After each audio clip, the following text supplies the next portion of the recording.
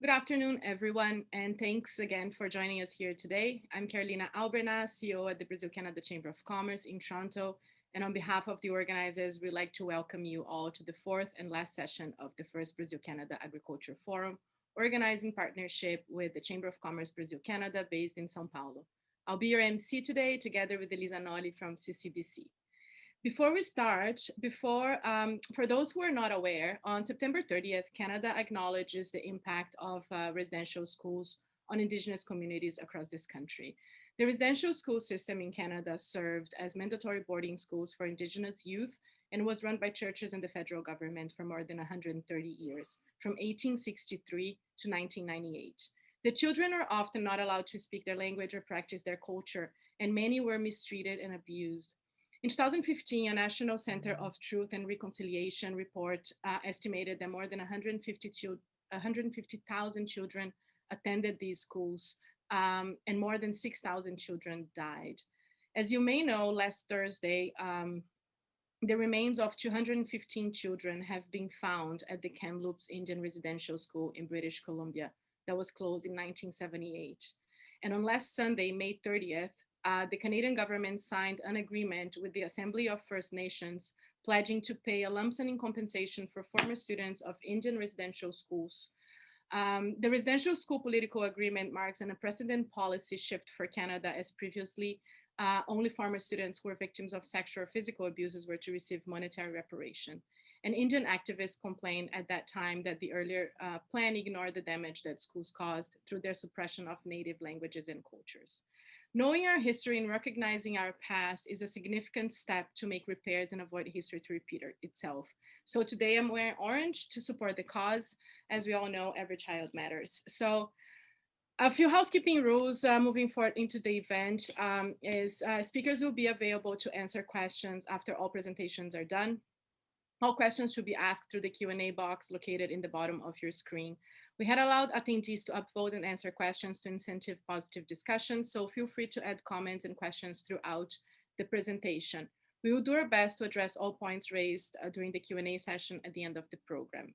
In a few minutes, we'll also be launching a poll with a few questions that will help us guide the discussion during the event. So I encourage all of you to participate. Now I'd like to invite Elisa to say a few words. Thanks, Carolina. Good afternoon, everyone. My name is Elisa Nolli. I'm the Business Development Coordinator at the CCBC here in São Paulo. And today is the last session of our Brazil-Canada Agriculture Forum. First of all, we'd like to thank all the participants and, of course, our speakers. And today we'll focus on the sustainable agriculture in Brazil. And we have prepared a lot of great presentations for you. We'll listen about the Brazilian investment program in sustainable agriculture, the global challenges in the sector, biodiversity, and everything regarding the certificates and their role in achieving sustainable in the agribusiness. So we hope you enjoy the session and everything we have prepared for you. Back to you, Carolina. Thank you, Elisa. So just before I introduce our first speaker today, I'd like to thank our sponsors for their support: Vale, Export Development Canada, Brookfield Asset Management, Sescom Barrier, Lundin Mining, Toronto Stock Exchange and TSX Ventures, Nutrien, Fairfax, Port St. John, and Mellowhawk Logistics, as well as our partners, the Embassy of Brazil in Canada, the Brazilian Ministry of Agriculture, Livestock and Supply, and the Embassy of Canada to Brazil and Global Affairs Canada. I'm gonna just launch the polls. So while I introduce our first panelists, I would like you guys to take a look and participate. We really encourage everyone to join us and participate on this. So I would also like to offer a special thanks to Proativa Consulting, to Dulce Medal Benke for her support in putting this program together, as well as the BCCC ESG committee members led by Rafael Benke from Proativa, Luciano Souza from Sescom Barrier, and Iman Kara from Brookfield.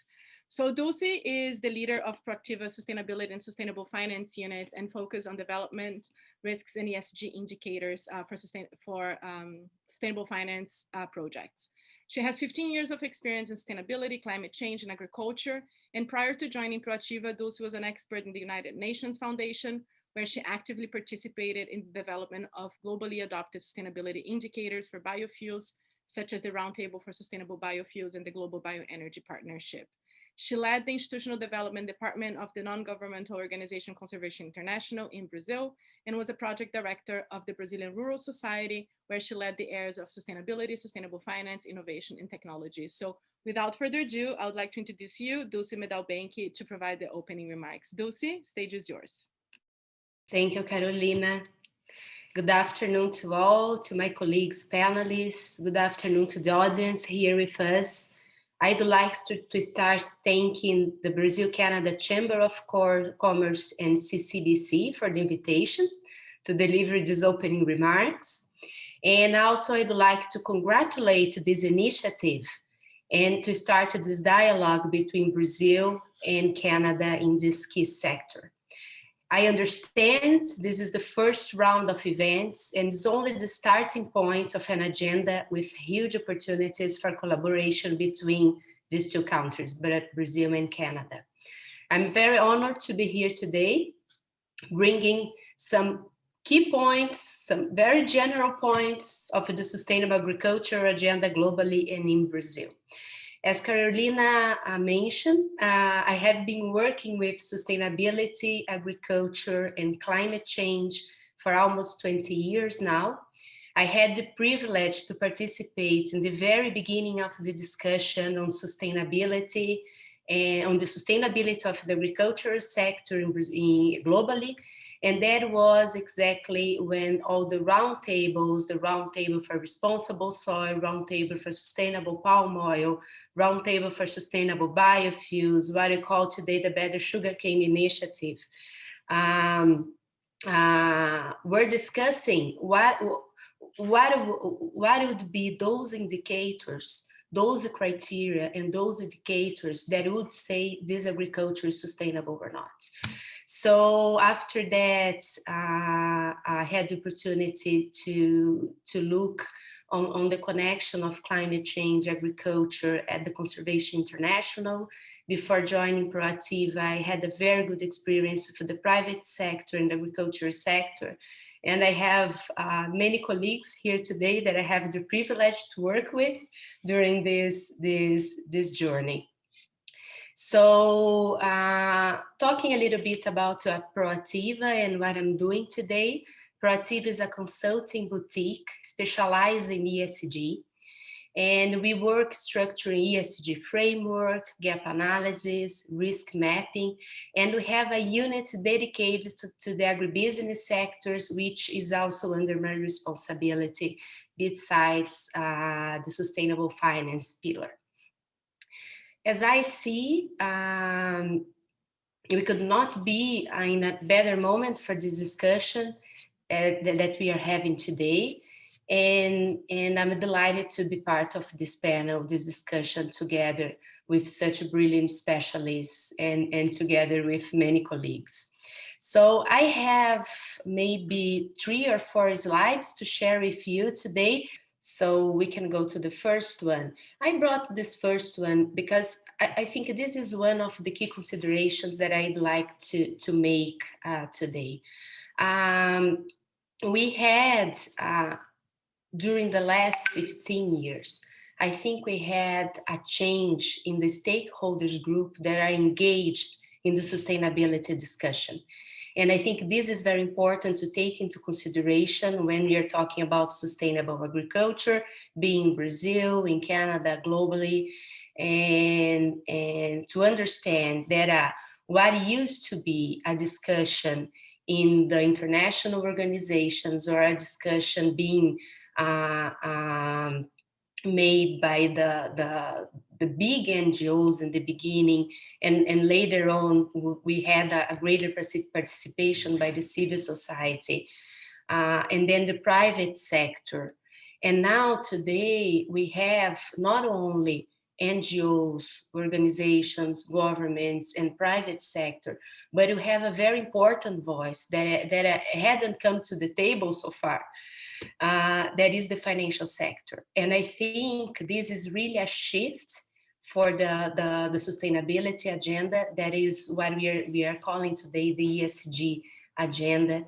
And And clearly we gain complexity. This agenda is gaining complexity over the years, and not only by the matters or the issues it has been addressing, but it's gaining complexity as well by the number of stakeholders, by the number of actors that are engaged in this agenda, actively engaged in this agenda, and helping to drive this agenda.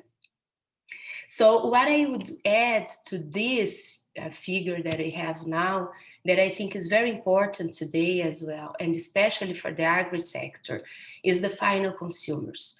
We have been discussing for, if I remind, for the last 15 years or 20 years, when the consumers would come to the table and would help to drive this agenda, would help to shape this agenda. And I understand, besides the financial sector that is actively shaping this agenda, we have now a very more active participation of the consumers in choosing which product they are going to buy, in choosing which investments they are going to make. I think if you go from millennials on, the millennials, Y generation, the mindset is completely different. So and all the business and the financial sector are looking at that and shaping their activities to respond to this, let's say, new demand that we have. So this is just to set the stage, and for us to have in mind that we are in a much more complex environment. And of course, that today we have also much more complexity in the issues that we have been discussing regarding the sustainability agenda. Yeah, that's okay. Okay, that's fine. So when you talk about sustainability, what comes to our mind immediately when you talk about sustainability or sustainable agriculture, what comes to our mind immediately is the deforestation agenda. And this is really maybe the key issue that we have now in the sector, that is directly connected with the carbon emissions agenda, the climate change agenda, consequently the risks that the climate change are posing to us, and especially to the agriculture environments, and it, of course, is directly connected to the goals and the commitments that countries have under the climate agenda. So, and it's not by accident that the carbon emissions or climate change is also being one of the key drivers of the ESG agenda, and is gaining more and more attention for investors. So when it comes to our mind, we think about deforestation, and then we think about maybe water issues, the efficient use of water, and then talking about agriculture, we come to soil degradation, that is also critical for ecosystem services, and then carbon emissions. But what I'd like to come to the end was really this figure in the middle, because today we are, as I said, we have a much more complex environment of stakeholders, of actors, and we have a much more complex environment of issues involved in the sustainability agenda today. So on the environment, I think they are more we are used to these issues on our daily basis. For people that work with environment, that I said is deforestation, and then we go for carbon emissions, soil degradation. Then we come maybe to an issue that has been discussed for a long time, but is gaining also some attention now, that is the biodiversity issue. And then we come to water use. We have some other issues here on the environmental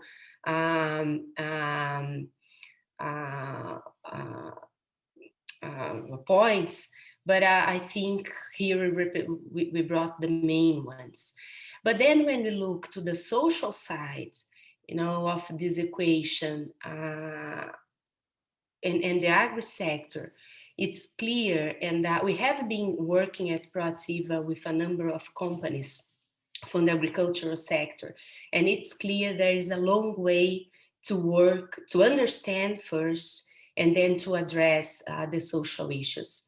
I'm going to talk a little bit about trends, but we have the human rights, business and human rights agenda. Then we have the agenda of land conflicts that it has been looked for some time now. And I understand that João Adrien, that's speaking after me, is going to address this point also from the government point of view. Then we have affected communities, we have modern slavery and traditional and indigenous communities that need also to be taken into consideration when you talk about sustainability. And then we have all the governance being maybe diversity, one of the key issues being discussed, and in the agri sector is not different. We are having a lot of discussion about diversity. And then we have some others, transparency, monitoring, reporting, that are also key points of the ESG agenda. And then here, I brought some ESG trends or sustainability trends for the sector that I understand are key, and the sector needs to start addressing and needs to start looking if it's not looking yet. So as I said, the ESG agenda poses a new lens on sustainability, where we need to be strategic, we need to understand our risks, we need to understand our impacts, we need to monitor, we need to work on transparency, and that brings a lot of opportunity, and for the business sector especially. Transparency, as I mentioned, is one of the key points of this agenda. And I think Brazil has, when you look to the agriculture in Brazil, and you look to transparency, and you look on communication, I understand we have a long way to go. We do a lot in Brazil. We know that we have been observing and following the development of the agribusiness sector over the last 15, 30, 20 years. And if you look on what happened in Brazil, is really impressive in terms of productivity, increased productivity, efficiency, digital agriculture, and so on. But we need to communicate that. We have the forest code that is maybe the most restricted environment and forestry policy in commodity producing countries. But we need to communicate that. We need to implement that. And I hope João is also going to touch on this point in his speech as well. So transparency is key for the agenda from now on. And the sector needs to start on data, needs to start on understanding its risks, needs to start to address these risks in a very clear way and reporting that. So carbon, where we talked a little bit, but we have also the natural capital coming to the table, understand how to value natural capital, how to include natural capital in financial evaluations. And we are seeing a lot of movements on this regard. So it's also a point of attention. The agenda of business and human rights is developing very fast. It's entering the sector very fast. We have been following the developments in Brazil, and it's becoming mandatory globally.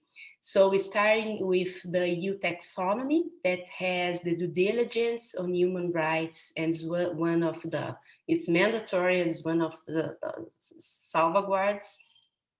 And then it goes to national legislation, as French already has a national legislation on human rights. We see some points of the UN guiding principles on human rights can be incorporated in certifications like the Rainforest Alliance, some other certifications also discussing the incorporation of this agenda or of the guiding principles of the United Nations. So this is also a point of attention and a trend for the sector that are beyond what have been discussed as deforestation and other issues is also very important to be addressed. And then we have low carbon agriculture as maybe the basis and becoming central in the challenges of the climate change agenda. We don't talk more about agriculture without looking through the lens of low carbon agriculture, or what we could do to turn that practice or that crop or that region as a low carbon agriculture region, low carbon agriculture practice.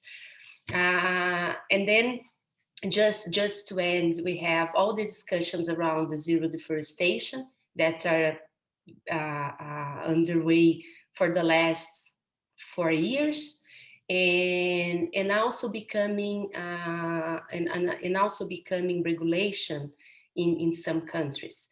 So this is also a point of attention. We understand there is a lot of issues, a lot of sensitiveness on this agenda. Especially in the Cerrado, I think in the Amazon, we have it much more clear and shaped with criteria, but in Cerrado, we still have many issues to discuss, but this is also something that the sector needs to pay attention. And just to end, the opportunities of the carbon markets, and I would add here the opportunities of the sustainable finance markets. So we have trillions of dollars available to finance impact, to finance low carbon agriculture, to help the transition to a low carbon economy. And we need to take that into consideration when we are looking for the agriculture sector in a strategic way. In Brazil, we have been seeing a little bit of a change on how the agriculture sector is financing itself. So we see already the medium and big companies, more the big companies, looking at these opportunities, the market, the capital markets opportunities, and this is a direct link to the sustainable finance, sustainable green bonds, green grass, and the opportunities of the impact agenda, right, globally. So I think I'll stop here, Carol, just to end. I think many of the issues that I mentioned here are going to be addressed in the next session. We have, as I mentioned, João Adrian presenting what the Brazilian government is doing to address some of the issues that I mentioned and support the development of sustainable agriculture in Brazil. In the first panel, we'll be discussing the challenges of sustainable agriculture in Brazil and globally, and I'm sure they're going to touch on some of the points that I brought here. And in the third panel, we want to bring success cases from the Amazon. So I'll end here. I wish everybody a very fruitful discussion, and I really expect that we can not only be together this afternoon, but we can continue working together along our journeys. Thank you. Once again, thank you so much, Dulce, for helping us putting together such a great program.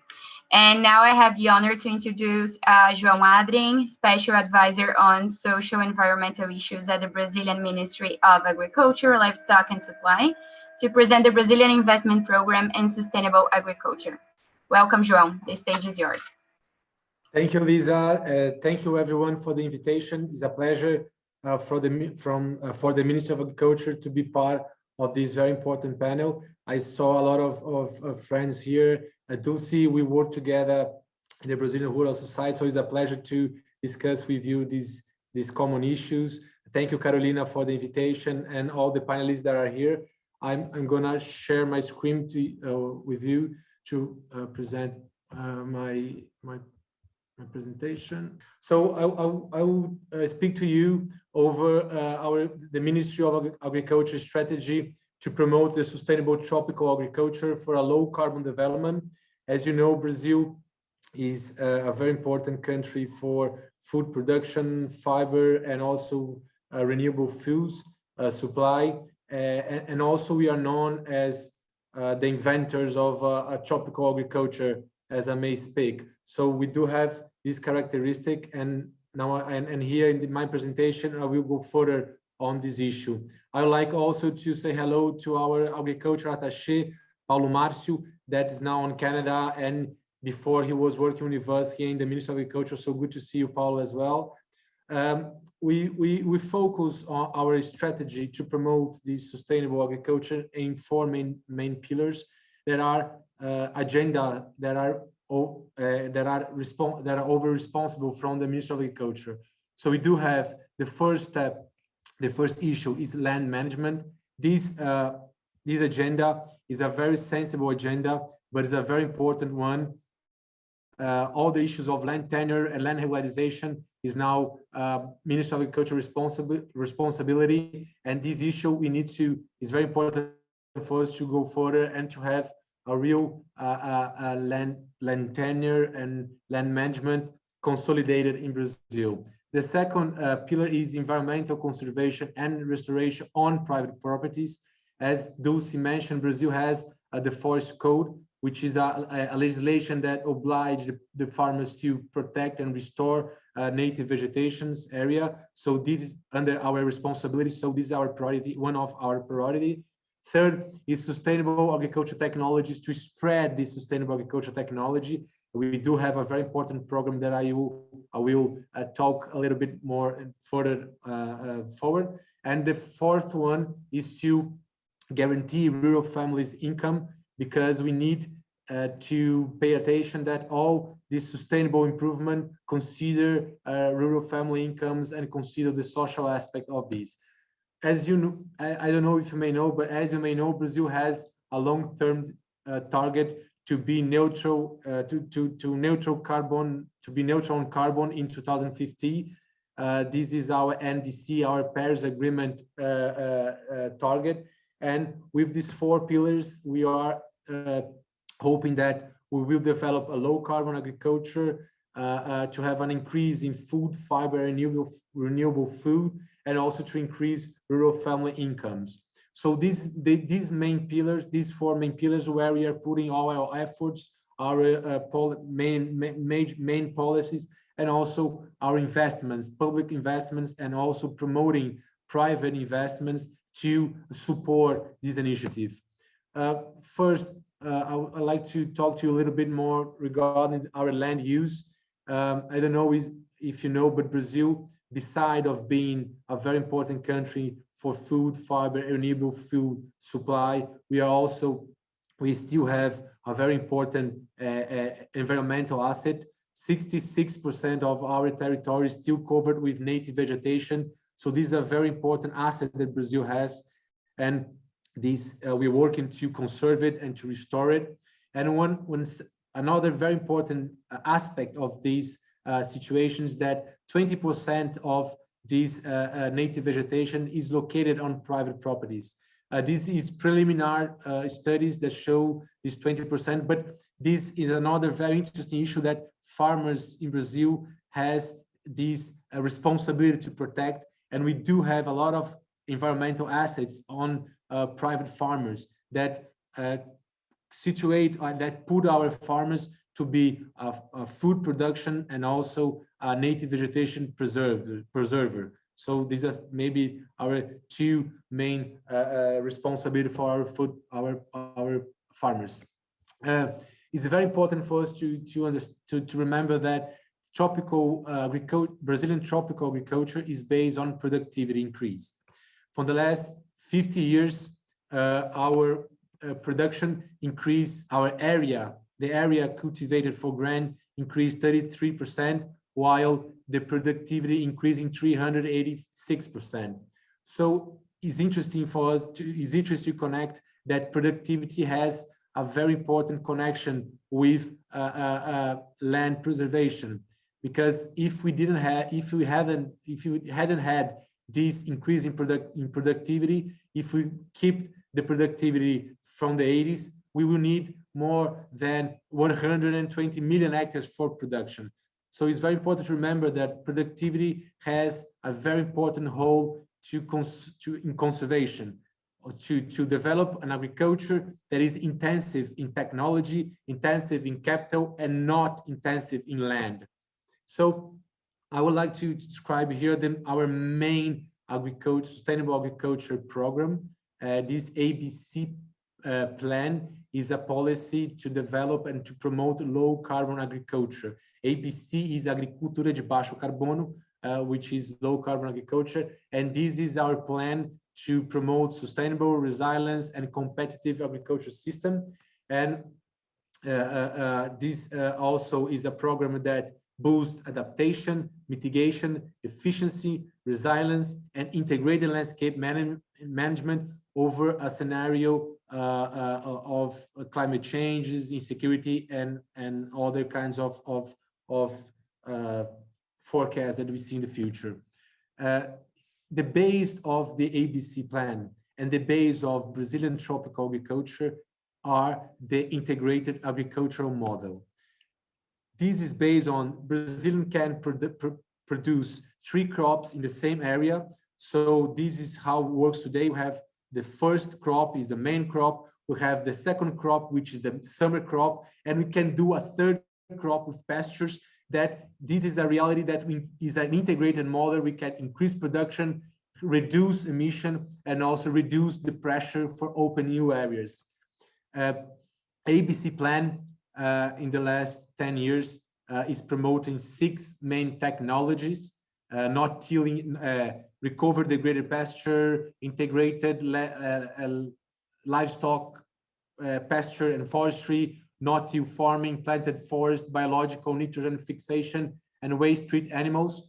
We had a first target of 35 million hectares that would use one of these technology, but instead, from 2010 to 2018, we had 52 million hectares of areas that utilize one of these 6 technologies and improve their quality, improve their sustainable quality. This is an area compared to Germany. So what is very interesting from this ABC plan, and also interesting about tropical agriculture, is that we can have scalability. We could recover an area compared to Germany that nowadays is using sustainable technologies. And these are very important for Brazil because we are a continental country and we need scalability and technology to recover our degraded pasture or degraded area into a more sustainable, resilience, and low carbon agriculture production. This is as a photography of Brazil in 2010, and these red points, this red area were degraded pastures. And in 2018, we had this reality, this picture. We see that we are able to recover the degraded pasture into more sustainable production systems, and this is based on our policy and based on tropical technologies. And from that area that I mentioned of 52 million hectares of area that started to use more sustainable technology, 26 million was just recovery of degraded pasture. And when we're talking about new agriculture frontier, where and how Brazilian agriculture will be able to supply the society in the future, the growing population in the future, where are our new agriculture frontier? First, we have 26% of our pastures in a severe degradation stage. Second, we have 31% of all our pastures in a mild degradation stage. And we have 43% in a good stage, but we still have 98 million hectares of degraded pastures that are able to intensify and to be much more productive. And so that's the new frontier where we can achieve the demand for future generation with the area that are already open. This is just a kind of example to show to you the difference in kind of technological model. In the left, we have a degraded pasture where we can have 1 head per hectare of production. And the right side, we have a very good pasture, a very good intensified pasture, keeping carbon on soil and having a low carbon production. And we can have 5 head hectares. So here is our new frontier, where we are putting our efforts, promoting investments to have this kind of reality. And what is interesting is this area in the right side where we can product 5 times more than the left side. We also have the low carbon meat. This is a certification, a Brazilian certification. That's a science-based certification that we are able to produce low carbon meat in these kind of situations. So this is a very important contribution for tackle climate change. And this is another reality from tropical agriculture that Brazil is promoting, is forest, pasture, that we have neutral beef production. And here we have another certification from Brazil that is the low carbon, the neutral carbon beef. So Brazil is mainly, I think, one of the few countries, few countries in the world that are able to produce a neutral carbon beef through the use of sustainable tropical technologies. And this is one of our priorities. We are promoting investments to boost this kind of technologies. We recently signed a partnership with Climate Bonds Initiative, which I think you might know about this Climate Bonds Initiative, which tries to promote and to boost sustainable investment. And this is a kind of example where this private money and private investment could promote and could boost. The second thing I'd like to talk to you is about our environmental compliance and environmental transparency. Brazil has the Forest Code, which is a very, very rigid legislation that oblige all the countries to, all the farmers to have a preservation. And also the Forest Code create the Rural Environmental Register, which is the core, which is our register that brings transparency in a public data, as we're gonna see further. This legislation is our environmental compliance and also our strategy to promote environmental conservation in rural properties, bringing transparency and traceability. So the Forest Code oblige farmers to protect 20% to 80% of their properties with native vegetation depending on the biome, and also promoted sustainable landscape management. Here in the right side is a kind of SketchUp for you to see or for you to understand a property under the under the Forest Code, the legislation. They have in this gray area the productive area, and the green area the areas that have to be preserved. Permanent areas, legal reserve, and also other kinds of protection. And this is our CAR, this environmental register platform, is a public platform that brings transparency. Everyone in the whole world with internet can have access to this information. Is a public platform. We have 6 million properties and 600 million hectares of areas under this register. And here we are having a zoom in a specific country, specific states, Tocantins. We can go under a municipality stage, and we can have access to individual farmers. Here is a farm in the Tocantins. The register is an active register, and you can have access to the area. And if we go further, we can have a public report of the situation of this farmer according to the legislation. And this is, I don't know about another situation with that in the whole world. Is the unique public report of environmental compliance that we've seen in the rural areas. So this is through the implementation of this legislation, Brazil will be able to have a huge transparency and able to have traceability in a very, very interesting situation. I would like to touch in Amazon biome because it's a very sensitive issue, and I think I need to bring some ideas of how we are dealing with that. As you may know, Brazilian Amazon biome, the rainforest region, occurs for more than 400 million hectares, is about 15% of the Brazilian territory. and is almost the size of the European territory. This area is covered with 84% of native vegetation. So we have almost the size of Europe in this region, is still covered with native vegetation. And from this area, around 60% is public lands. And this public land is a very challenging situation for Brazilian government to tackle illegality. We still have 20% of this region that is non-designated land, is land that has no owner, so it's no one's land. And this non-designated land, non-title land, is where most of the deforestation happen and most of the illegality, land grabbing, and all this kind of illegality happen. So when we see Brazil reality regarding deforestation, is a very important issue, but it is not connected to agriculture. It's much more connected to an issue of land grabbing, an issue of land occupation and land public land robbery. So it's a challenge that Brazil needs to face, but it's not connected to agriculture. It's much more connected to a land management issue and a necessity of land regularization and destination of public lands.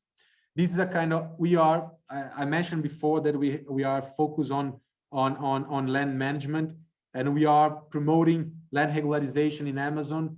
Here is a situation in settlement, in land reform settlements, and we see that the settlements that has not been titled, that had not been officialized, they have a much more rates of deforestation than those that has the final titles. So for us in the Ministry of Agriculture, to give the title and to have land regularization is a very important strategy to tackle illegality and to tackle land grabbing and illegal deforestation. So those 4 pillars that I presented before is the basis of our strategy to achieve Paris Agreement. As you may know, we have 37% of greenhouse gas emission reduction in 2015, 43% of greenhouse gas emission reduction in 2030, and we do have a target of carbon neutrality target in 2050. Agriculture main contribution for Brazilian NDC is the forest code implementation that I presented for you before, the increase to 80% of biofuels using energy matrix, 2,000 million hectares of forest restoration. This is a target that will occur in the consequence of the forest code implementation, will be the major forest restoration as we have never seen before. 2,000 million hectares is larger than our sugarcane production in Brazil. So will be a huge forest restoration, and will happen to Brazil to achieve that Paris Agreement target, and also to increasing 15 million hectares degraded pasture restoration. So when we see long-term trend of our four pillars, we are focused to increasing 4% the increase in food, fiber, and biofuels production with a reduction of greenhouse gas emission, and also achieving carbon neutrality in 2015. So thank you very much for this opportunity. It's a pleasure for me to be part of this initiative, and I hope that I could give to you a little bit of our overview, a little bit of our strategic agenda. I am the social environmental advisor from the Ministry of Agriculture, so I'm responsible to coordinate and to articulate this sustainable agenda. So I hope that brings a little bit of what are you doing, and also to present to you the great potential that we have to be a low carbon agriculture, or even a neutral carbon agriculture supplier. But we need support, we need investments, and we need strategy, and we need partnership. So thank you very much for this opportunity. Thank you so much, João, for this presentation. It was really detailed and on point, and I think congratulations to the work that you're doing on MAPA. I think that for a lot of people nobody is really aware of those numbers and the improvement that's been happening in the last 10 years. So thank you very much for sharing that with us today. So I would like to continue the discussion on global challenges in sustainable agriculture. I'd like to invite our next panelists today, the speakers for our next panel of the day. That is the Global Challenges for Sustainable Agriculture. So Andrea Gadeia, Principal Economist at Export Development Canada, who will be moderating the discussion. Juliana Assunção, Director at Climate Policy Initiative. André Guimarães, Executive Director at IPAM, Instituto de Pesquisa Ambiental da Amazônia. And Inácio Gavilan, Director of Sustainability at Consumer Goods Forum, speaking directly from France. So everybody, thank you so much for joining us today. And I will leave it to you guys. The stage is yours. Thank you. Muito obrigada, Carolina, and to the BCCC for having me, and to our audience for tuning into what I expect to be a very interesting discussion on the global challenges to sustainable agriculture, while bringing a particular focus on Brazil. So as Dulce rightly noted, climate change and ESG has substantially escalated in importance within the global agriculture discourse. And this is in the face of population growth, of food security concerns, and shifting consumer demands, making sustainable agriculture all the more pertinent. No matter how you look at it in the data, the global agriculture sector is a contributing factor in rising carbon emissions. Some are unavoidable, but others can be addressed through sustainable agriculture practices. And Canadian and Brazilian companies are confronted with the needs of the agriculture sustainability agenda differently, but the opportunities are significant for both. Each bring their expertise and capacity to the global market in support of better agriculture practices and increase the opportunities for producers in both countries. In Canada, the challenges are around water use, soil quality, and affordable food. Those are really top of mind. As for Brazil, particularly as of recent, again, unfortunately, is the country's really struggling to shake the perceptions related to deforestation and the links to agriculture, as well as address concerns that the Amazon biome is facing increased destruction. But as explained by Joao's excellent presentation, there's also a lot more to the issue, and it's important to separate out the noise and drill down to the cause and effect of what's really happening in Brazil's agriculture sector. And during this webinar, we'll explore this topic more in detail with a stellar panel, each bringing their expertise to the table.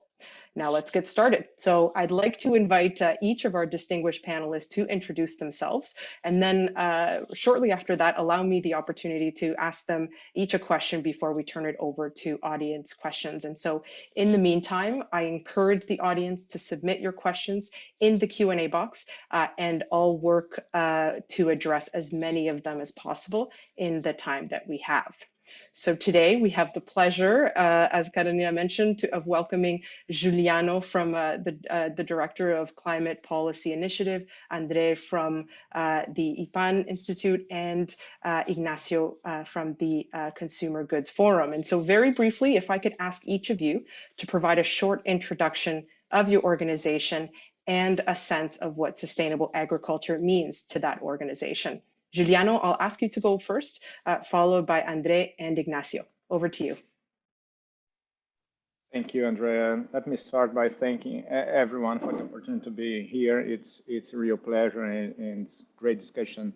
Well, my name is Juliano Assunção. I'm a professor of economics at the Catholic University of Rio and also an executive director of the Climate Policy Initiative. And for us, sustainable agriculture is a way of addressing two of the key global challenges ahead, which is exactly food security and climate change. But this is at the global scale. At the national scale, in particularly for Brazil, I think sustainable agriculture, as João clear in his presentation, is a huge opportunity for the country. Thank you, Juliano. André, I'll turn it over. Thank you, Andrea. Thank you very much for the BCCC for inviting me here for this discussion. It's really an honor and extremely important to talk about land use and talk about solutions for the future generations. So I really appreciate. My name is André Guimarães, as indicated. I'm the executive director of IPAM. IPAM is the Amazonian Environmental Research Institute, a Brazilian think tank that has been around for about 26 years, trying to understand the dynamics between human activities and forest conservation, initially in the Amazon, when we began our operations back in 1995. And since about 12, 13 years, we've been also working in the Cerrado, trying to, once again, understand these dynamics and producing scientific information that would help drive decision-making processes in our country. Great to be here. Thank you, Andre. And Ignacio, last but not least. Thank you very much, and thank you, Dulce, for the invitation and to all the organizers. And it's a pleasure to be with my fellow panelists. So my name is Ignacio. I lead sustainability for a platform called the Consumer Goods Forum. So this is an organization that brings together retailers and manufacturers from across the world, 400 of them. The three things you will need to remember is that it's CEO-led. So the CEOs are the members of the organization, and it's focused on positive change through collective action. So think about your Walmarts, your Loblaws, your McCain's, Unilever, Kellogg's, Danone, coming together for those problems that individually cannot be solved, such as deforestation or food waste or plastics. When it comes to your question about sustainable agriculture, I think the global demand, and we've seen that from the members, the global demand for responsible agricultural production is one of the signs that consumers are changing how they buy food, and we want to help companies to achieve and increase food production more efficiently and obviously grounded in sustainable action. Wonderful. Thank you, Ignacio, and thank you all for your introductions. We'll be pulling on a few strings just from your introductions already, but if I may take advantage of your knowledge and kick off the conversation with a few questions of my own. And so I'm going to start with Juliano, and I'd like to start with you to really set the stage from a global perspective when it comes to sustainable agriculture. What are the key trends in sustainable agriculture on the global stage, and specifically with land use and change, including deforestation that's come up a few times, being so top of mind for governments and climate pundits? How will agriculture development and deforestation intersect in this context? Right, thank you, Andre. If I may, I'd like to show two pictures that I think illustrate quite well this thing. I'm not sure if you are, probably you can see my screen, right? And I really like these pictures to show what's going on with this relationship between agricultural development and deforestation, or the expansion of land, if you look at the other side of it. And what's interesting about these two graphs is the fact that the graph on your left, it's a kind of a boring graph in which it shows that the world has managed to increase its production in a quite steadily basis for a long time, since 1961 up to 2016, according to the FAO data.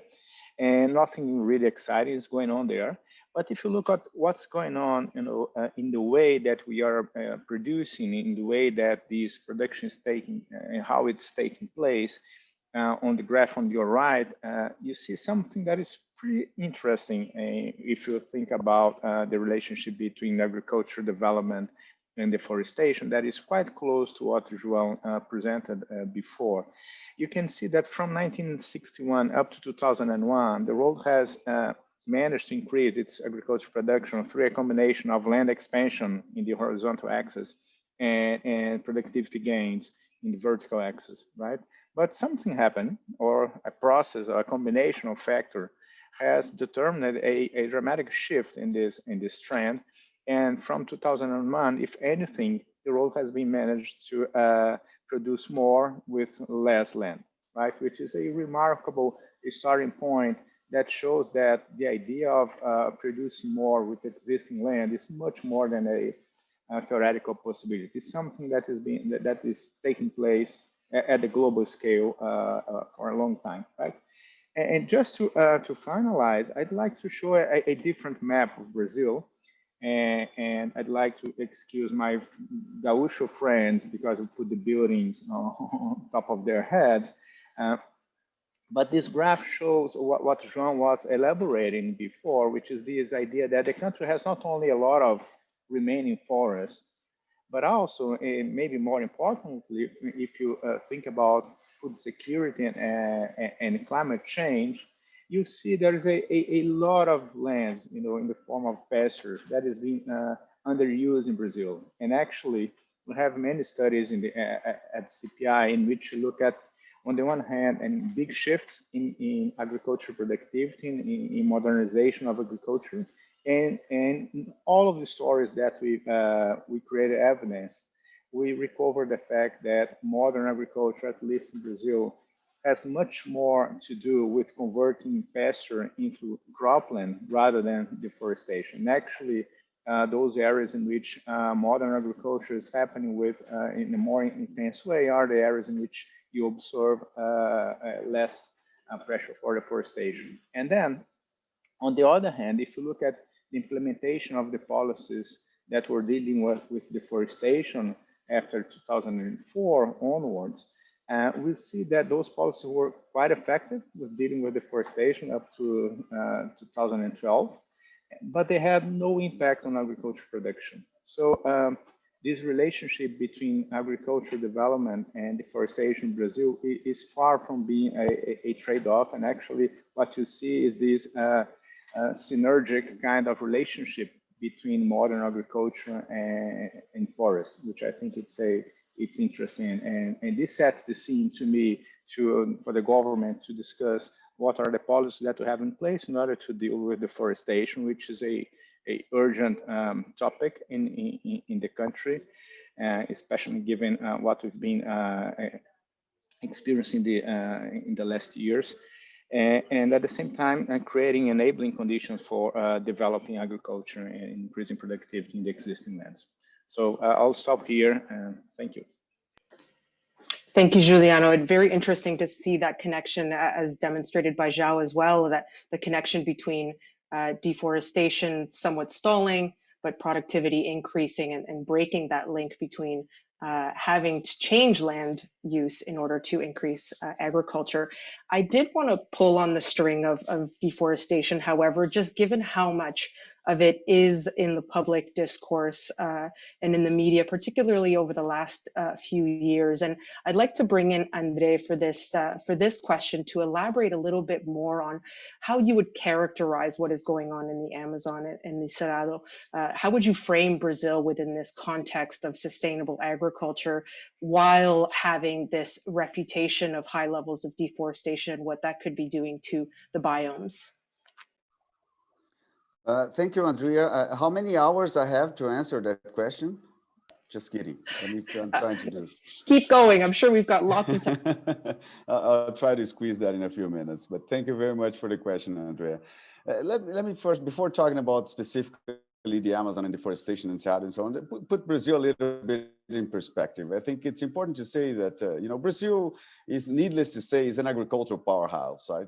As João Adrien, my good friend, said, it has a tremendous responsibility in terms of global food security, on one hand. On the other hand, it's also an environmental powerhouse because it has, it's the home for the Amazon, or most of the Amazon. It's the home for the Cerrado. It's the home for the Pantanal. It's the home for, 1 in every 5 solutions that life has found to over 3 billion years, to occupy this planet. So Brazil has an enormous responsibility to keep feeding the world on one hand, and to make sure that this is done on a sustainable way. We can't continue the process, just as Juliano pointed of our agricultural development at the expense of our forests. That process has to change. And I would even say that, a new paradigm has to arrive. I like to say that we are living through the expansionist paradigm. We've been expanding. The agricultural history in Brazil is a success story. We've shifted from a net importer of food 50 years ago to be one of the largest producers and exporters of food over in a few decades. And this is a tremendous success story, but that has happened at the expense of half of the Cerrado and 20% of the Amazon. That process can't continue that way. We need to intensify. We need to redesign the incentives to stop and revert that process. That's the challenge that we have ahead. I fully agree with what João said in terms of the responsibility for the deforestation. Half of the deforestation in the Amazon, Andrea, takes place in public lands. And this is happening because of grileiros, land grabbers. This is happening because of illegal loggers. This is happening because of criminals. These are not farmers. These are not ranchers. These are not folks producing food. You know, of course, at some point in the future, these lands are going to go into production because they're going to be sold and so on. But the main causers of this process are criminals. So I think the challenge that we have ahead is, once again, on one hand, to make it compatible or to make it harmonic, you know, production and conservation on one hand. And on the other hand, join forces between the agribusiness sector, NGOs, academia, different levels of the government to fight illegality. That's the challenge that we have in front of us. Most of the deforestation in the Amazon, actually, the number is above 90%. 90% of the deforestation in the Amazon is at some extent illegal. Right? Most of it is criminal, but a substantial portion is illegal. So we have to find ways to create the right incentives to keep forests standing. Payment for environmental services, carbon markets, all of those mechanisms and instruments are still in its infancy. But I see a tremendous opportunity for Brazil and other countries to benefit from the demand that the world has now to mitigate climate change, for instance. You know, the Amazon alone stores, and that's not just Brazil, but the entire watershed, it stores the equivalent to 10 years of global human emissions of carbon. So that's an enormous, once again, storage of carbon that needs to be kept there as a storage. So I don't want to extend too much, Andrea. This is, of course, a subject that we can go in many, many different directions. But I just wanted to finalize in one sentence what I mean by these few words is that we need to shift from a land rush, as Juliano was saying, into a forest rush. And in order to do that, we need to change the position of the incentives, the financial incentives, the political incentives and messages to go the other direction. That's necessary. 90% of our agriculture depends on water, on rain. And the closest thing we have from a factory of water is the Amazon. We have to keep that standing. Thank you. Absolutely, and I couldn't agree more, Andre. Like, I'm appreciative that you bring in the aspect of the illegality that's contributing to the challenges, not only in the Amazon, but also in the Cerrado. And so thank you for highlighting that. But I wanted to touch on this last comment about incentives and really working in partnership with all the stakeholders involved. And so this is where I'm going to bring in Ignacio to really talk about your expertise on how is it that companies are approaching this issue of sustainable agriculture in Brazil and taking this context into consideration. Yep, perfect. Thank you. So let me give you a bit of an overview from the outside, because most of our companies are headquartered either in the US, Canada, or Central Europe. So how we look at Brazil and how we tackle this issue. Rule number one that we learn is that it's the concept of neocolonialism. You don't go there as a foreign company to teach them how to do things. You partner with Brazilian companies to do things in Brazil done by Brazilians. That works far better than anything else. When you go and try to inject something, doesn't work that well. But anyway, so from outside Brazil, consumers are beginning to understand how agriculture works in Brazil. So there's a contrast between two different approaches to agriculture that have shaped the history of Brazil. One is the being the largest agricultural exporter. Obviously, you have large-scale operation for soy, for sugar, for coffee. It is the largest beef exporter, as we've heard today. These operations are usually monocultures that rely on fertilizers, heavy machinery, etc., etc. Most often very large properties, thousands of hectares. It is therefore highly specialized, competitive, profit and export oriented. It's a wonderful agricultural sector, but we need to fix the things that we've heard today that needs to be fixed. on the other side of the spectrum, you have small-scale agroecological subsistence farming that is now becoming very trendy. It's focused on local production and consumption, but the demand for this sort of product is growing quickly in the US, in the European Union, Canada, I guess, as well. Smallholder begins to have international value because you can trace it back, because it has a number of, of course, organic benefits, etc., etc. So obviously the average consumer gets information from various sources. I'm not going to talk about here fake news, but you all know what happens when we all as consumers get news from different angles. So over the past years, it's been mainly around the country being associated with deforestation, abuse of pesticides, and neglecting some of the environmental agenda items. And this came out in the Mercosur-EU agreement and in many other instances. So from the company point of view, one thing we've been doing is creating a roadmap. So a number of companies within the CGF has created a coalition. It has a roadmap that outlines the steps that members will take in the next few years in 5 areas, focusing on own operations, supplier and trader engagement, management and monitoring of high-risk regions, and then what we call engagement in landscapes and regions.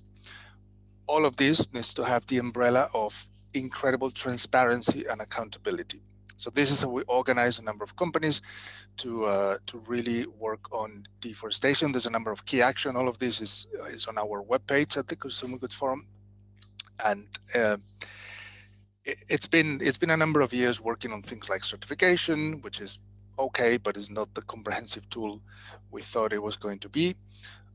We've been working directly with producers. There's progress, and there's a lot of hope, and there's a lot of energy from companies to get this right.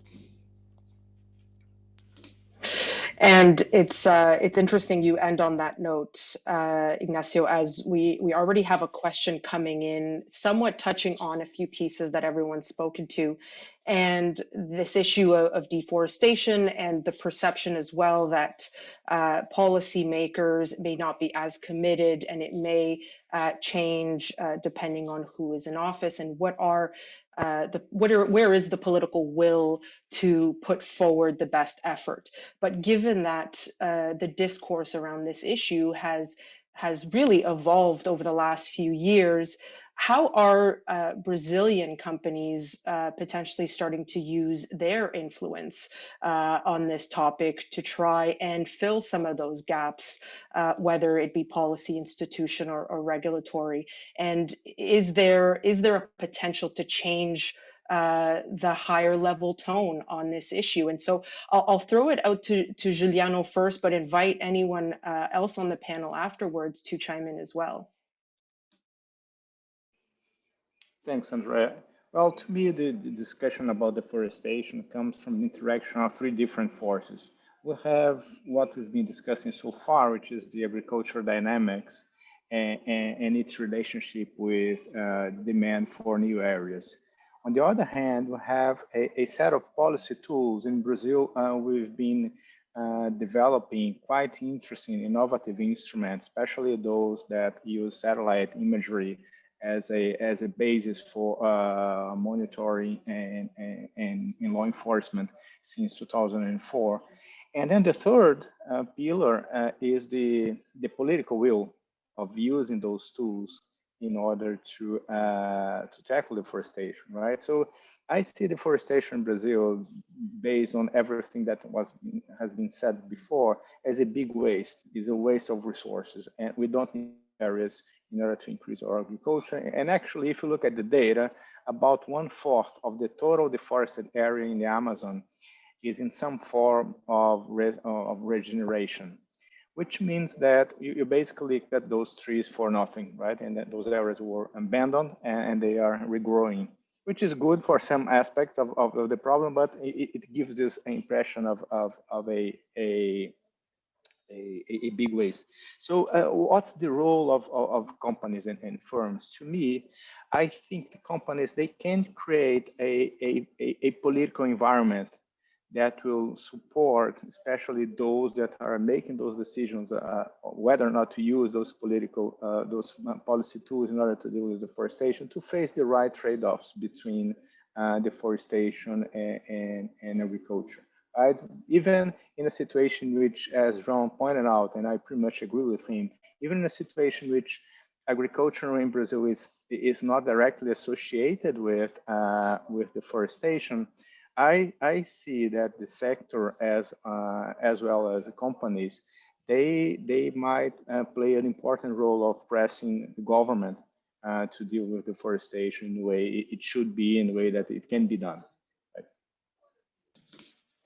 Yeah, absolutely. And I think what we started to see coming out of, a company like JBS, the largest meat producer in the world, of looking at how do we bring in data into the supply management to ensure that some of the issues surrounding the misuse of land or some of the illegality could also be addressed. So certainly a long way to go, but I think it does begin with at least making that declaration. And I wanted to pull on that string as well on the topic of illegality. As Andre mentioned earlier, it's a significant proportion of what's been happening in the biomes mentioned.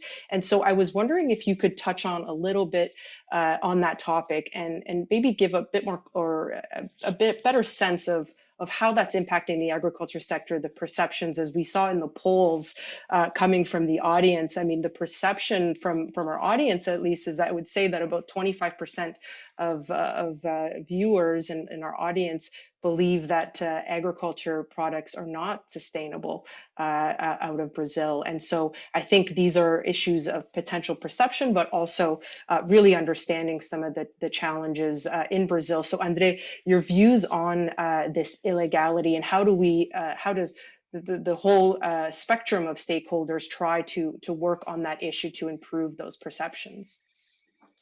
Mm-hmm.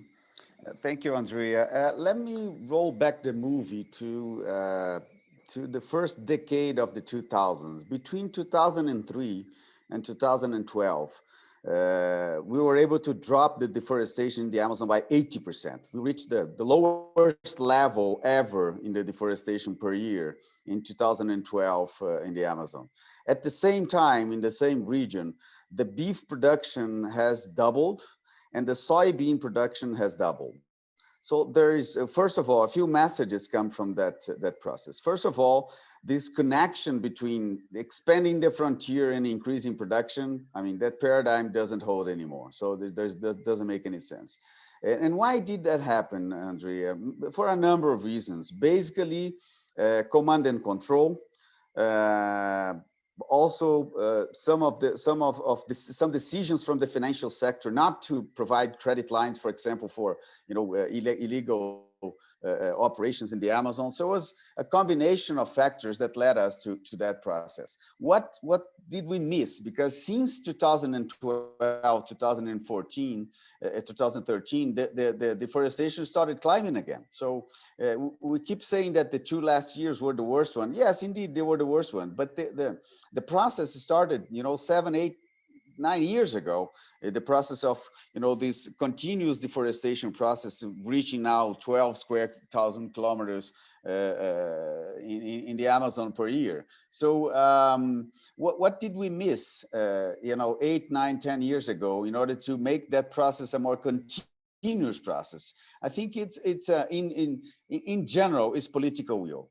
More specifically, I think we miss the incentives. Command and control alone is not going to fix the problem. It's expensive, right? It's unsustainable because it has political nuances there that you have to deal with. But what is sustainable is a new model of economic development. And a new model of economic development needs necessarily right incentives. So, for instance, we have in Brazil the Plano Safra. Plano Safra is a major pot of money that goes into agriculture every year. It's somewhere between 40 and 50 billion dollars a year that provides, taxpayers' money that provides credit lines for agriculture around across the country.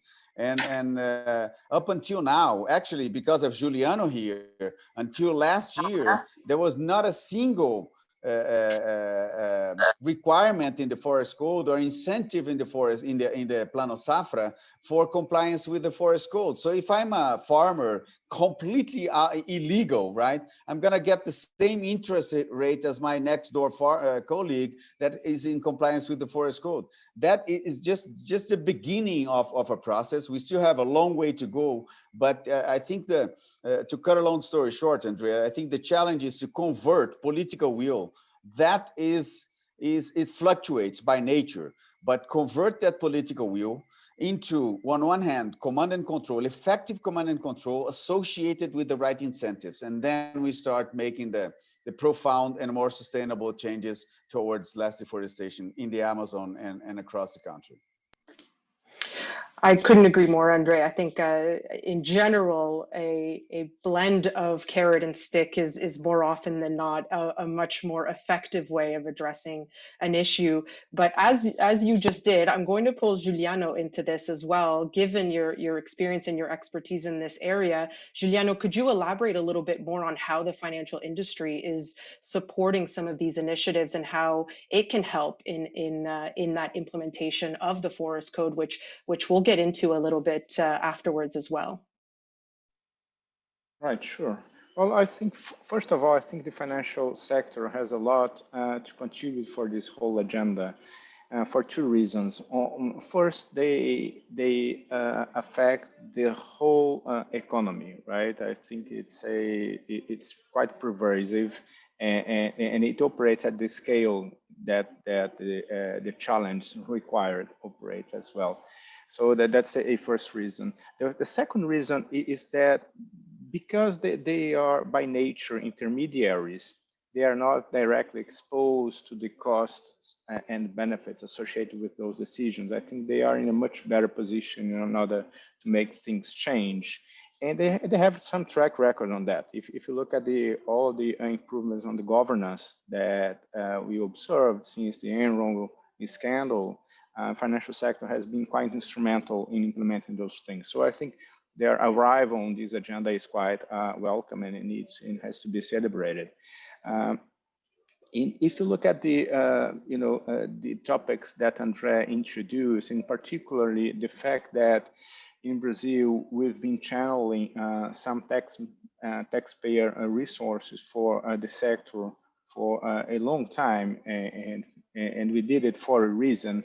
If you look nowadays, this rationale might no longer apply for the sector that is growing, it's pretty active, and so on and so forth. So I think there is a whole spectrum of initiatives that has to do with a better alignment between the allocation of public funds and the provision of public goods. And here, environmental services and implementation of the Forest Code in particular is something that is quite concrete and tangible and important. I think that's a long road ahead in order to provide a better alignment of these two key instruments and two main policies. And to me, both policies and both sides can benefit from it. On the one hand, the implementation of Forest Code is quite challenging in many dimensions, and it will require some incentives and resources. And on the other hand, I think having a rural credit closer to the implementation of Forest Code will provide the agricultural sector a better rationale for the allocation of budgets that they can claim into the political negotiation. So I see this alignment as something that is quite necessary. And luckily enough, the Central Bank has announced last year a huge step towards that direction. So they launched what they call the sustainability dimension of their institutional agenda, in which it's going to pave the road to promote this alignment between the allocation of public funds and the environmental agenda, in which Forest Code is probably one of the key issues there. So I think we are, we have some quite promising ideas that have been set more recently. that's quite promising, and to see the evolution. But while there are still some challenges, as you mentioned, in that connectivity between the code and what happens in reality and what is the current context, I think it'll be interesting to see how that evolves. I wanted to bring in Ignacio just to talk about this topic of incentives and anything that could come up from your membership on what are maybe some incentives that could be explored to further develop sustainable agriculture partnerships or activity in Brazil. Well, it's a tricky, together with the P word that we call the premium, is something that is very difficult for companies to talk. I cannot give you a sort of one solution because members are divided with this topic. Overall, I think there's best of intentions to really get into the ground and help Brazilian farmers with this, which 10 years ago it was a bit more distant and based on certification. Right now, many of the members are getting into the specifics of initiatives such as the Produce Protect include in Mato Grosso. So you have names of companies working in there to then make sure that they work on the transparency to get the product back. So I think incentive rather than financial, which I fully agree with Andrea, you need to have, it'll be a bit perverse if we see the private sector paying directly for that. It's taking the role of government, it's taking the role of someone else. If just the private sector pays for that, you start creating islands of excellence, but you don't fix the problem at a scale. So the private sector will contribute to large funds that work with farmers, but I think the feeling is I don't want to be the only one solving this, as if it was only my responsibility. So it's a mix of collaboration again with governments, ideally local governments, states rather than federal, because it gets much faster. But I think companies overall are willing to be part of the solution, not by just throwing money at the issue, but by collaborating proactively with universities, with town halls, with mayors, with the state itself.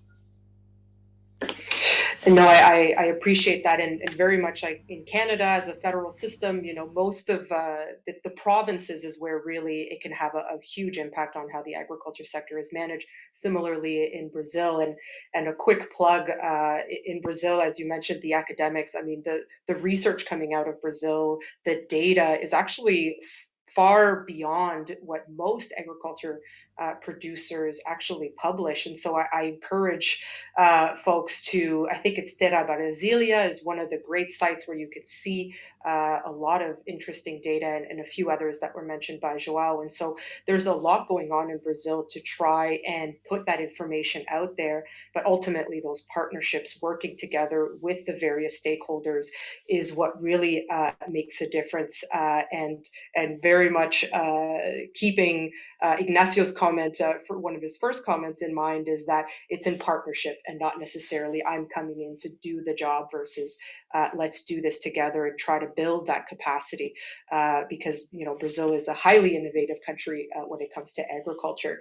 I did, for the last few minutes that we have, I did want to touch on the forest code because it's come up a number of times throughout the discussions.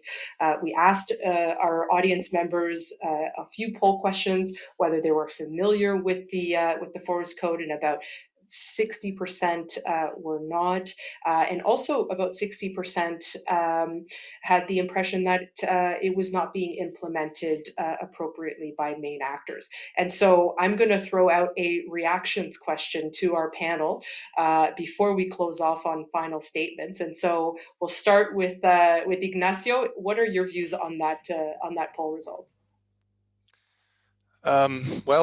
Somehow expected.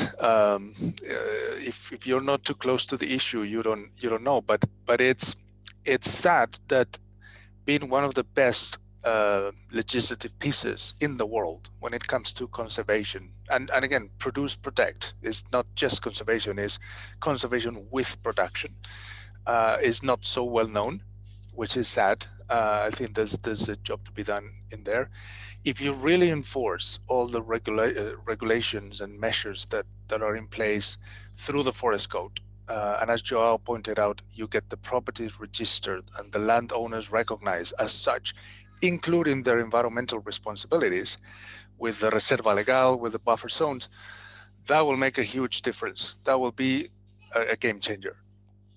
That'll be my view. And most of the members have studied the code, have worked with all the local authorities to implement. So I think it's well known in the deforestation world, but I think it needs to be transmitted somehow and taking opportunities like COP26 now.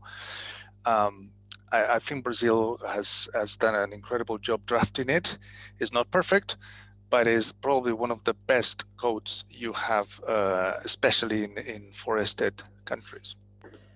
Absolutely, couldn't agree more. And Juliano has just offered all the attendees a link to an overview of that code. So do take a look. It's actually quite comprehensive. Juliano, any last words on the forest code? And then I'll invite Andre as well. Yeah, sure. I think the forest code is fascinating for many reasons, and it's far beyond a piece to protect remaining forests, because the fact that it establishes that every farm in the country has some constraints in terms of the area, the forest code creates an environment to promote yield gains rather than area expansion. So, much more than having a piece of protecting the existing environment, it's also a way of promoting modern agriculture and that improvements in the sector that has more to do with productivity gains rather than area expansion. So I think the forest code is a tool quite important to promote sustainable agriculture and modern agriculture in Brazil.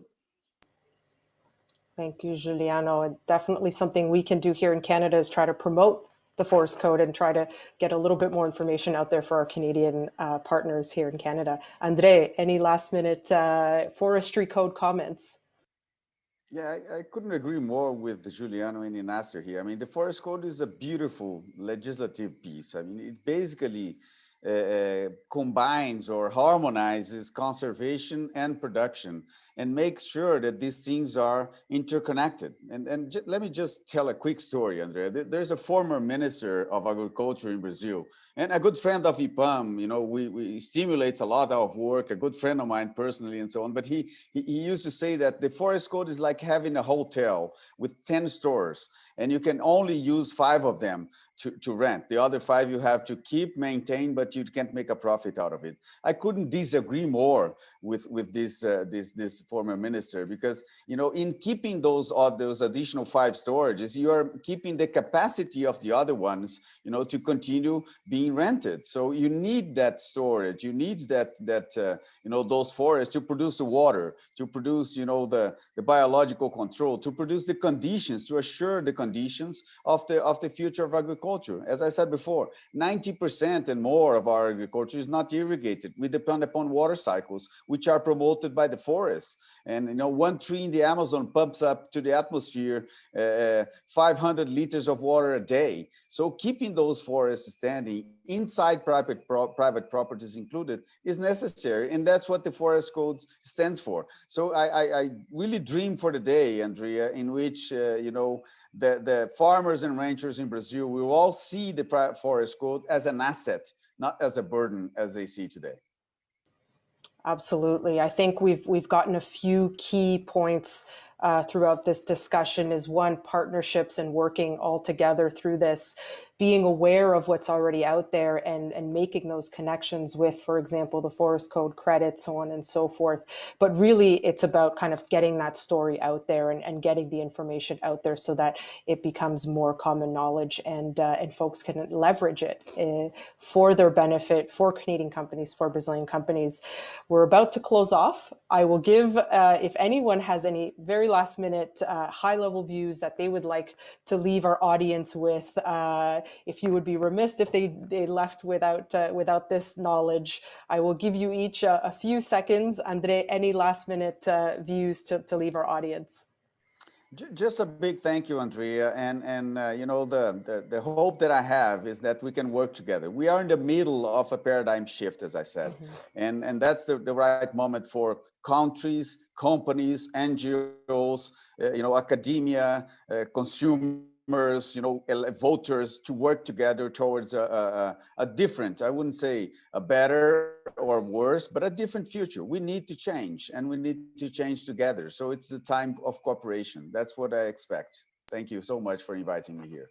Thank you, Andre. Cooperation and evolution. I like that. Giuliano, any last minute words? Well, let's just thank you all again for the opportunity of being here. It's been great. And I'd like to echo what Andrea just said. I think that, you know, we are dealing with some real challenge that will require cooperation, coordination, and real work that is pretty far from our political discussions that are pretty naive and so on. But I'm pretty optimistic that will, as in other contexts we've been nailed in this challenge, I think for this particular one, it will be no different. So thank you again.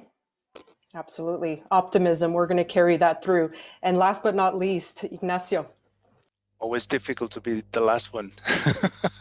Couldn't agree more. Number one, with a thank you to all of you. This is a fantastic panel. And then with the content, of course. I think from the private sector, consumer goods companies perspective, we want to unlock the resistance to change. If we can help in any way, we will do it. We want to bring positive change. The process is difficult, but as we say, you know, pain is inevitable, but suffering is optional. So we could have some fun on the way to making production fully sustainable. Thank you very much again. Wonderful. Thank you. A big thank you to Andrea, Giuliano, and Ignacio. And thank you back to you, Carolina. I hope our audience enjoyed that discussion. Thank you so much, Andrea, Giuliano, Andrea, and Ignacio for the presentation and also for bringing these challenges and issues that needed to be discussed and also clarified. So thank you so much. I now would like to introduce the panelists of our next panel, entitled Agriculture and Biodiversity Success Stories. So it's a pleasure to introduce Karina Pimenta, Executive Director at Conexus, Beto Mesquita, Director Policy and Institutional Relations at BV Pedro Honka, Manager at Cocoa Action, and Paula Saad, President at Mandala Group. Welcome. Thank you so much, Lisa, for introducing us, and thank you all, the Canada Chamber, for inviting us to be here. I have the honor to introduce this panel to talk about the success cases that we have in the Amazon and entrepreneurial initiatives, businesses, and sector approaches that are trying to develop an economic approach to what we have discussed in the previous panel. How do we grow an economy of forests and a bioeconomy that conserves forests but have economic development, is competitive, and can access markets nationally and internationally. So I think there's an excellent panel of very different models that we will see in the Amazon. And just to give you a brief overview, we have, when we talk about economics of the Amazon, we look at the forest and say how much we can generate of value through forest, through conservation, through regenerative economy. And recently there was a study published that stated that over the market of $176 billion in forest markets internationally, Brazil has only 0.2% of participation. And I think this shows how difficult it is for us still to develop this economy. And we are at the early stages of finding the channels, the right incentives, and the right mechanisms to create a more dynamic economic environment there. But there is a lot of action going on. So I think the three cases here will show different aspects of how entrepreneurship is taking place in the Amazon. So I'll just take the first case on with Paola. she can introduce the case of Bertolini and Mandala Group in trying to build a bio-industrialization factory in the Amazon. Thank you, Paula. So I would like to thank Ina and also thank my fellow panelists and the CCBC and the BCCC for the invitation. My name is Paula Saad. I'm the president of Mandala Group. I do international business development for companies in Canada or Brazil or any other country. This is one of my passion projects. I started with this project in 2018, doing the international sort of market research for them. And so I'm very pleased that the project's still going on because many said it was impossible. So the project is by Bertolini. And it started with Mr. Bertolini saw some acai people, people in his land selling acai, and he asked them how they're going to sell it, and he realized how difficult it was for the Ribeirinhos, the riverside people, to sell that acai, and how long they have to go, especially taking consideration the acai is spoils in 24 hours, sometimes 48 hours. And they have to cover huge distances in the Amazon to do that. It's very different from the agriculture in Pará, where it's inland. This one is all by the river, and they have to go sometimes 10 more hours in the little boat to sell it for very little to middlemen. So looking at this, if you want to look at the picture, so the picture on the left is when I saw the barge at first in 2019, and that's what it looks now. And all on the side you're going to see are the solar panels that they are. So it's basically the size of it's 80 meters in length, about 17 meters in width, and 6 meters in height, and it's basically the size of about 3 basketball fields. It can process 12 tons of pulp a day, and store about 300 tons of pulp in the barge. So this is the insider look in the barge when you're first, and the following slide is what it looks like now. On the next slide, we see sustainability.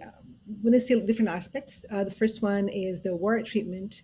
So it's basically major filters from Israel that used in Africa by the UN to tap on rivers and make it potable water. And it is used for cleaning the fruit. Some of the water used in the processed and refiltered. So there is a process of refiltering. In the barge, we have accommodations for up to 20 employees, 20 rooms and bathrooms and gym and kitchen and everything. So it's used for that as well. And then we also have an effluent waste treatment to return the water to the river. So basically the water is returned cleaner than when they actually pull the water. And they have 3 labs inside. One of them is microbial, the other one's chemical, and the third one as well. Also, on the community side, they actually have 2 big ice machines in the barge that are made to supply ice to the actually Ribeirinho populations for them to keep food and other uses, because apparently that's really important for them. Yes. So on the solar energy, this is a huge project that is actually being portrayed in different parts of the world as an energy project.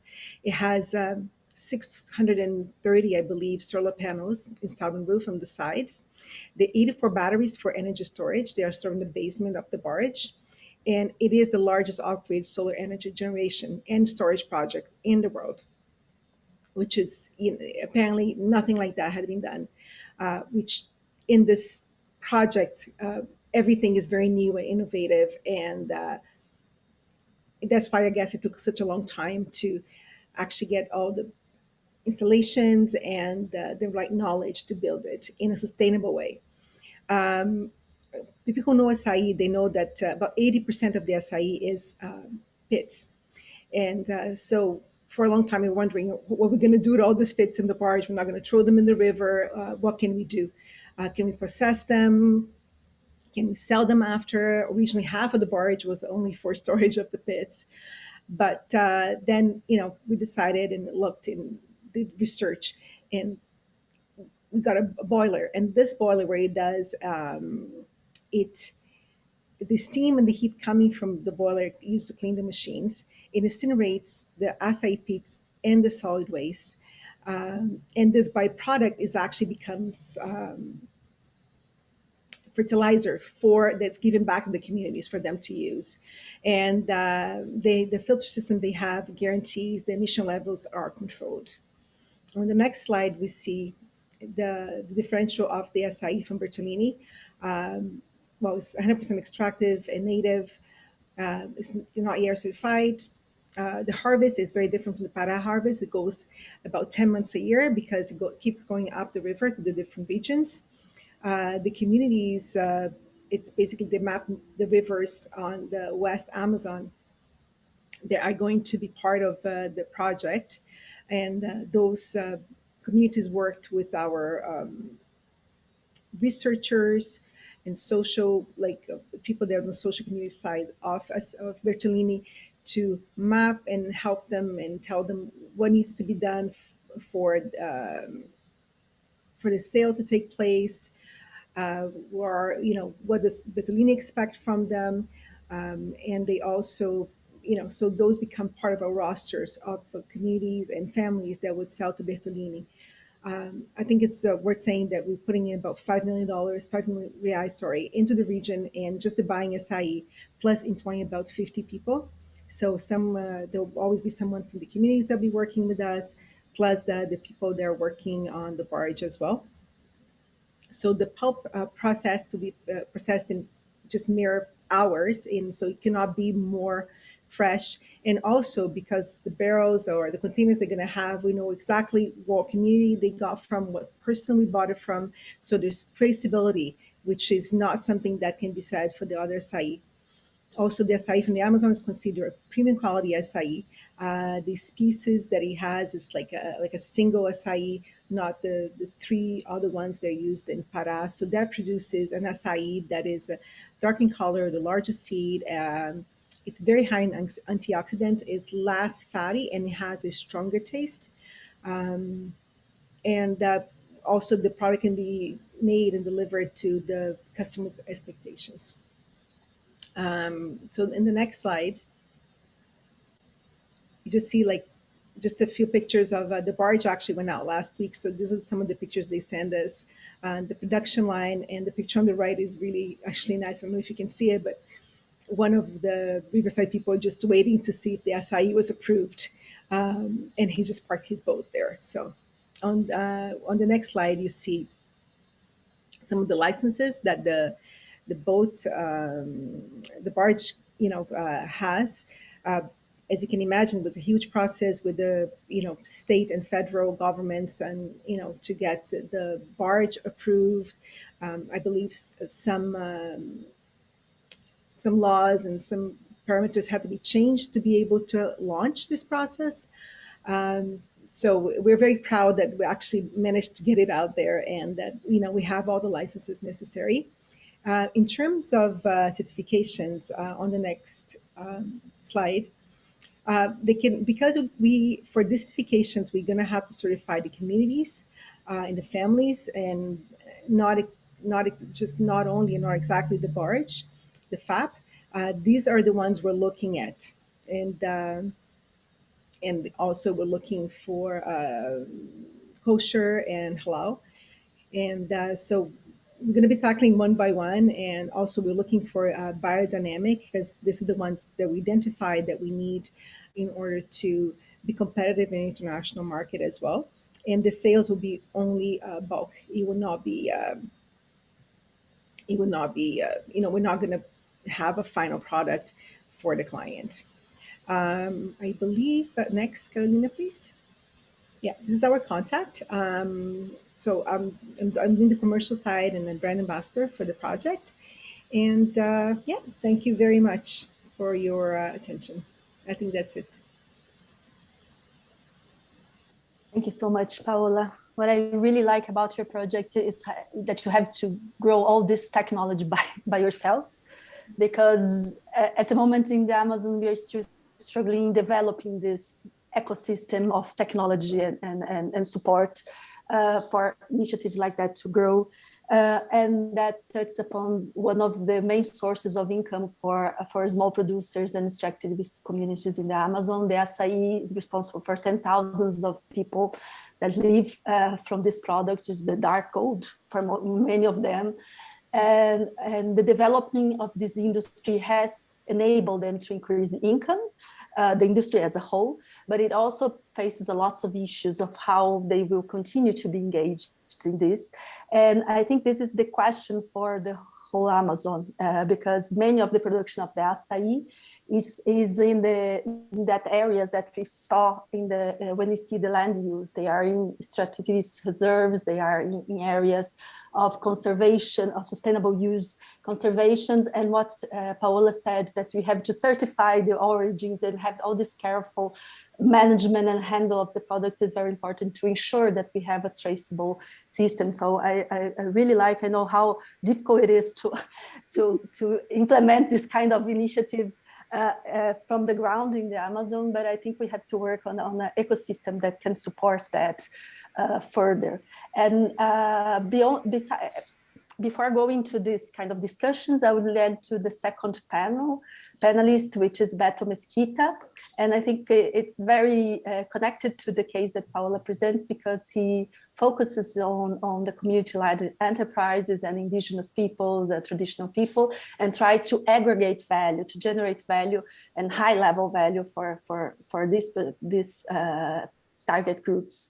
And with that, help conservation and income and in the forests. So Beto, over to you.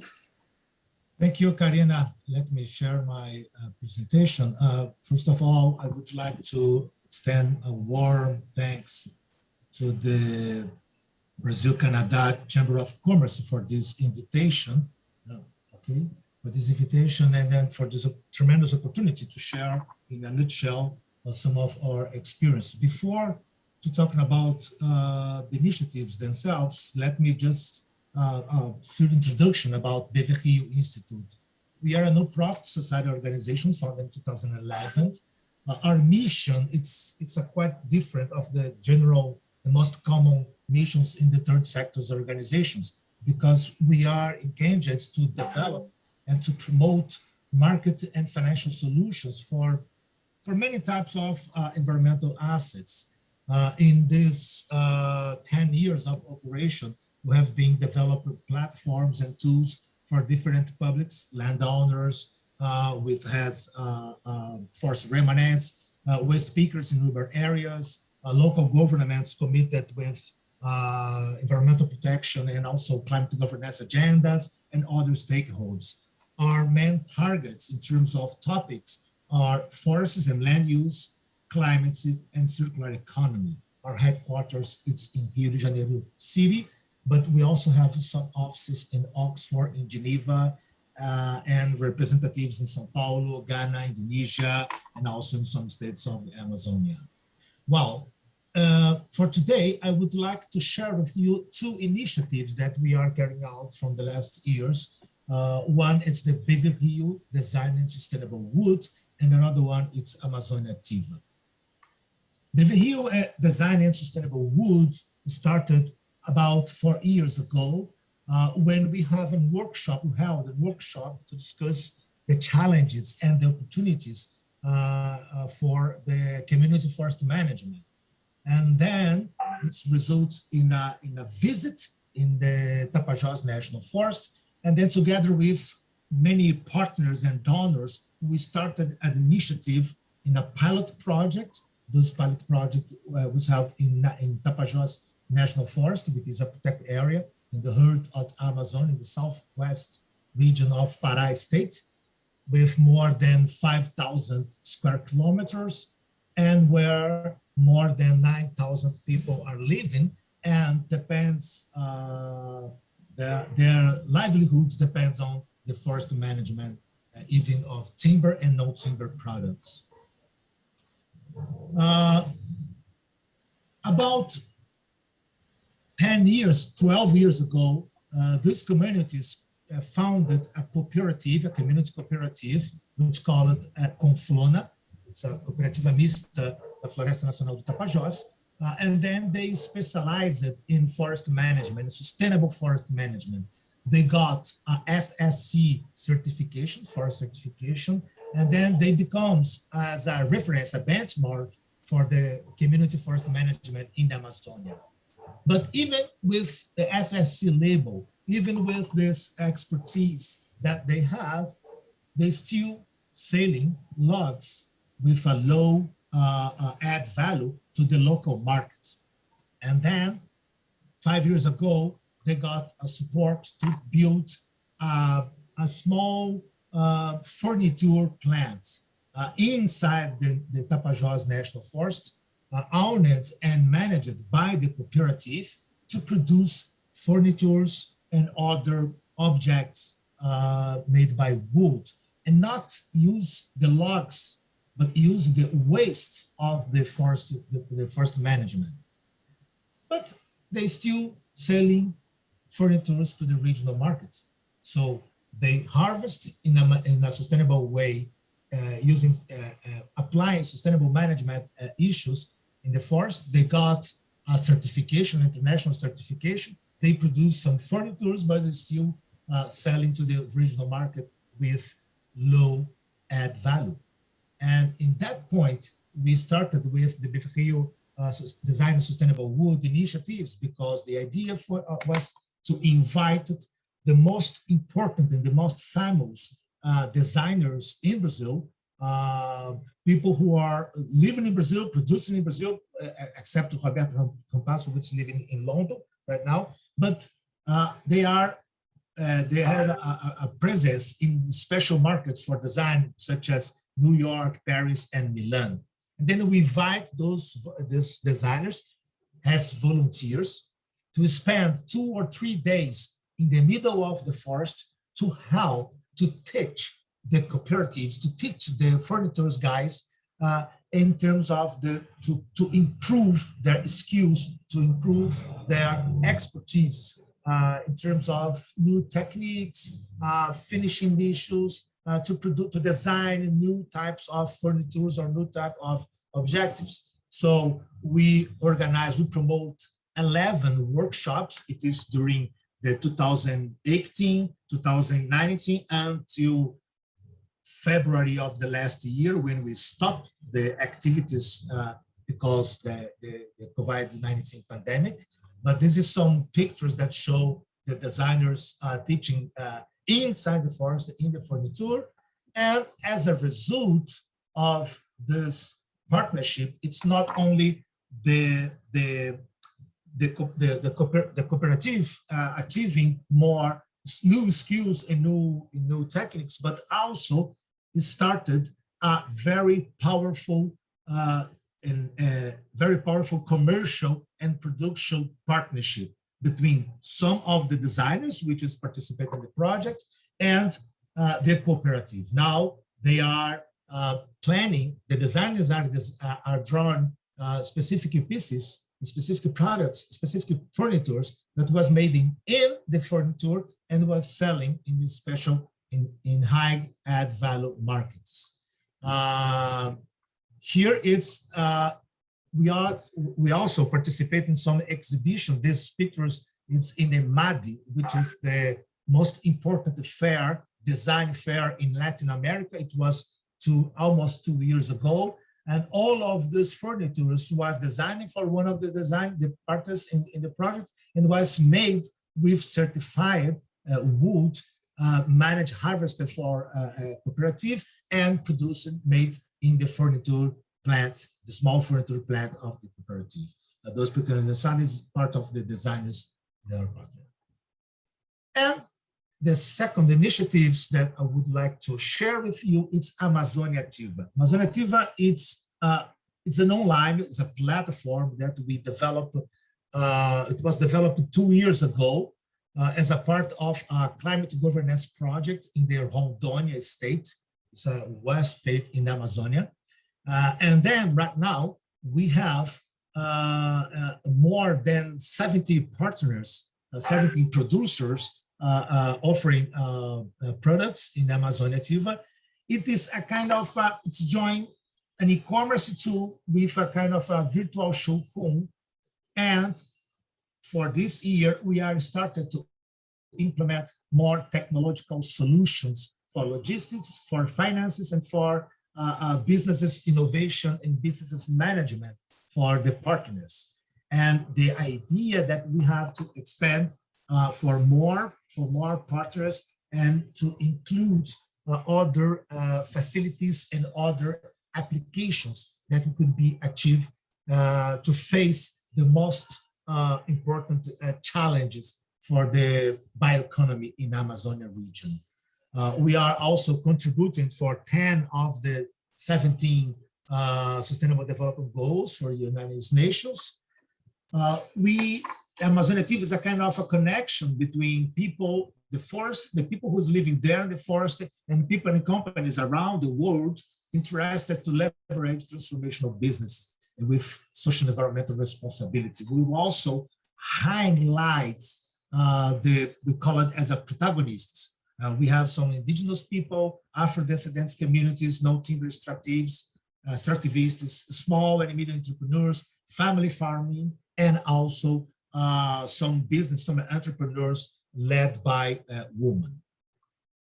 Here are some, it is developed under PrestaShop platform to provide e-commerce of skills. And beyond products in Amazonia Ativa, we also offer a platform for those interested in environmental assets, such as carbon credits or environmental reserve quotas, different types of environmental easements. We already have some information about that in the site for the Rondônia state, and then we are expanding for the other states in Amazonia, in legal Amazonia. It covers the 9 states of, we call it the legal Amazonia because it includes the Amazonia biome and also other parts of the Brazil in the Cerrado, part of the north side of the Cerrado, which include in Amazonia, in the legal Amazonia. This is the amazoniativa.com, and then I will offer in the chat the link to the mini doc. It's about 17 minutes doc with subtitles in English on the Beverrio Design and Sustainable Wood Initiative. This is my context. Thanks again. Thanks a lot for Carolina, Dulce, Karina, and all the people from the Chamber of Commerce for this opportunity, and glad that it's available for the debates. Thank you. Thank you so much, Beto, for showing this variety of products and services that you are developing in the Amazon jointly with lots of communities. And I think this is another niche that we have in the Amazon to find this kind of income generation products with high added value that can offer services and connect to markets, both nationally and internationally. I think I wanted to hear from you, Beto, after about the challenges of making this happen actually in reality. I know you have to, develop all the service providers, the logistics, all hard work for small products to reach out to markets and consumers that are willing to buy this, but still don't have the channel rightful to access. So thank you, congratulations for the work. And the last panelist is Pedro Honka from Cocoa Action.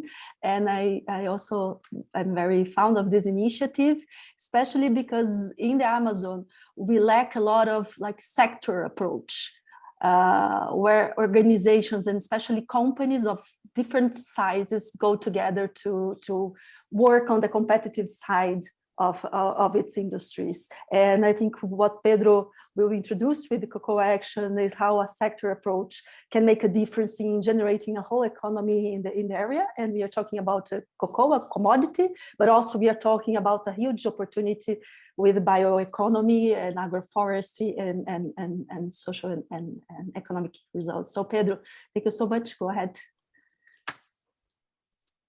Thank you, Karina. Thank you also for the invitation. Very glad to be here with you all and such interesting panel with friends.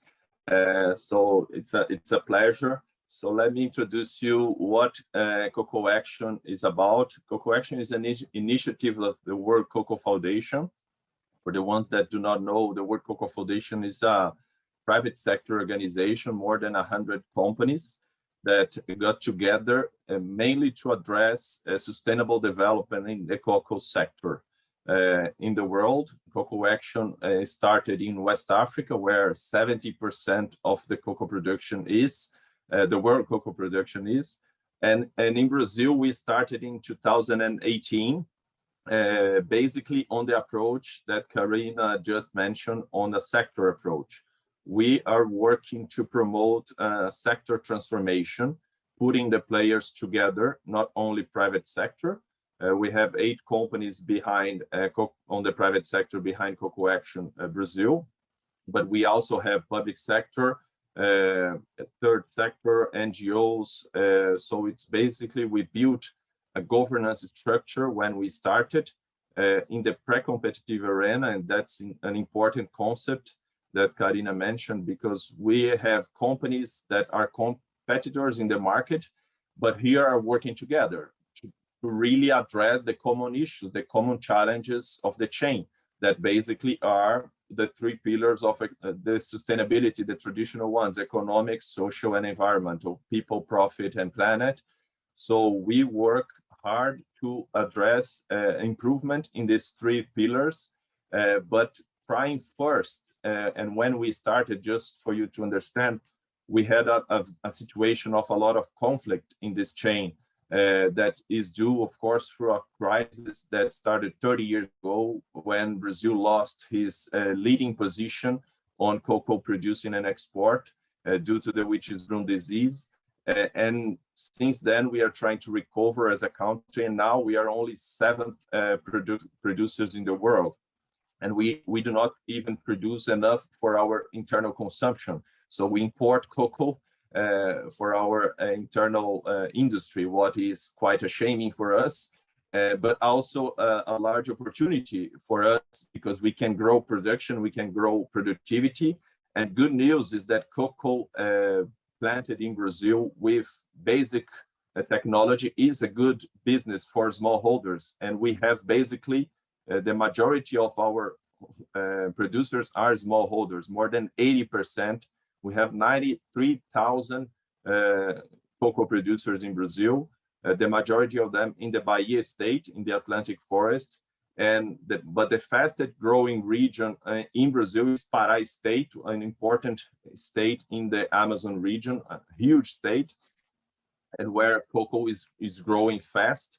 But fortunately, cocoa is not a driver of deforestation. We are working also with Embrapa to produce a scientific paper to show that, and Embrapa has already done some initial studies to show that cocoa is growing basically in Pará state in the Amazon over degraded pasture lands or pasture lands that receive this agroforest system. That's another good point to mention, that Brazil is growing basically using agroforest systems. That's a very interesting model to preserve the Amazon and also the Atlantic forest. And it's the basis for both Bahia and Pará, the 2 largest states that produce cocoa. They both use these agroforest systems. And we have been working also to promote it.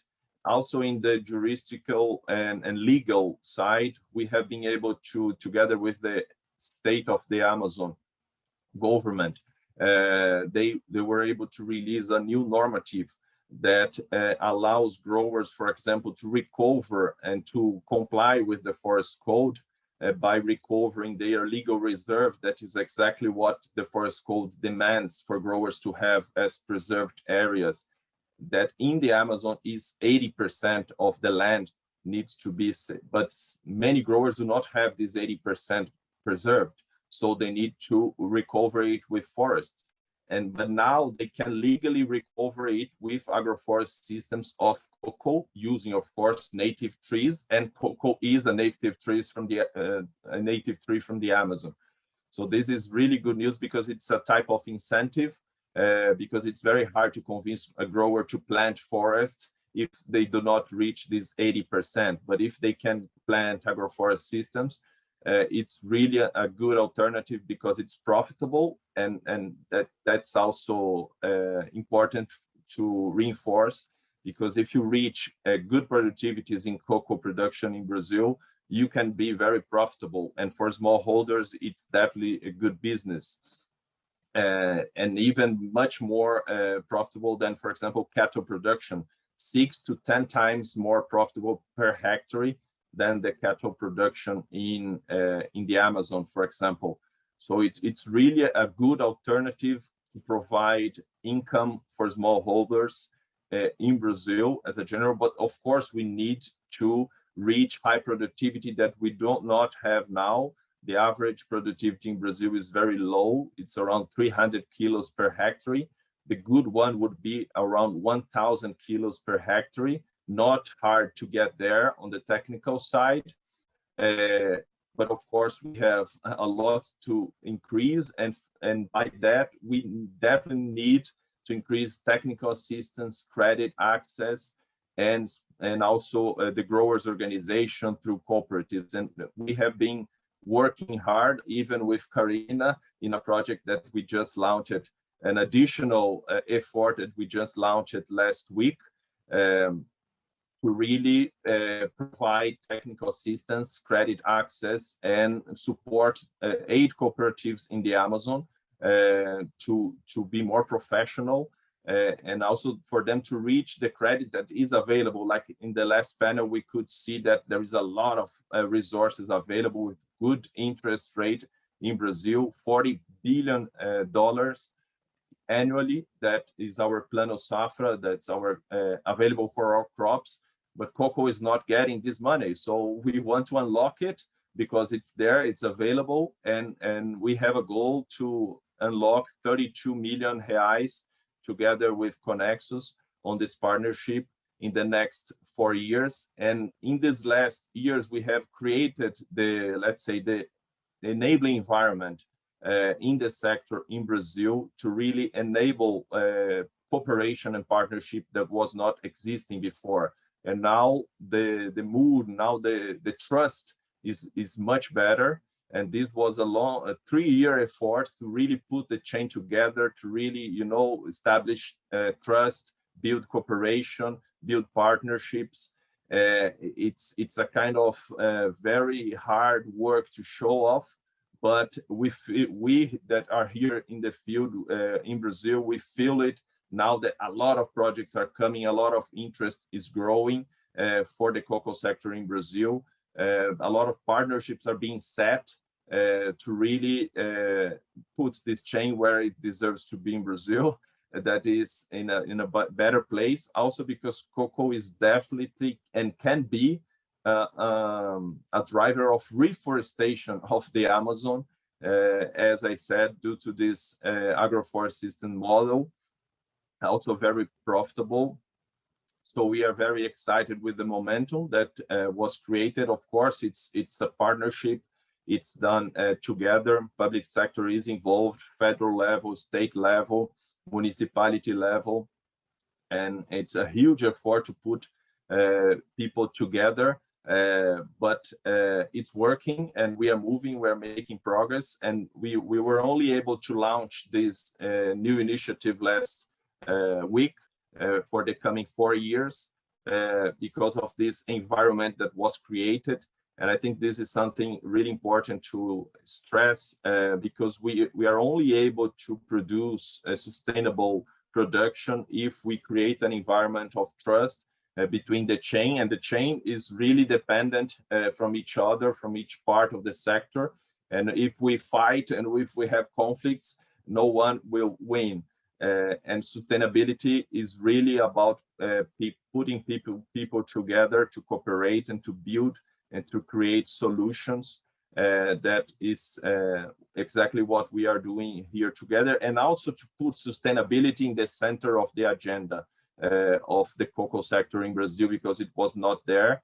And this is also something that we have been pushing. And so bringing discussions on deforestation, on child labor, on working conditions, on promoting decent work, and of course, promoting a profit for growers, because if we don't manage to allow growers to have profit, they will never be sustainable, not even in the environmental and social side.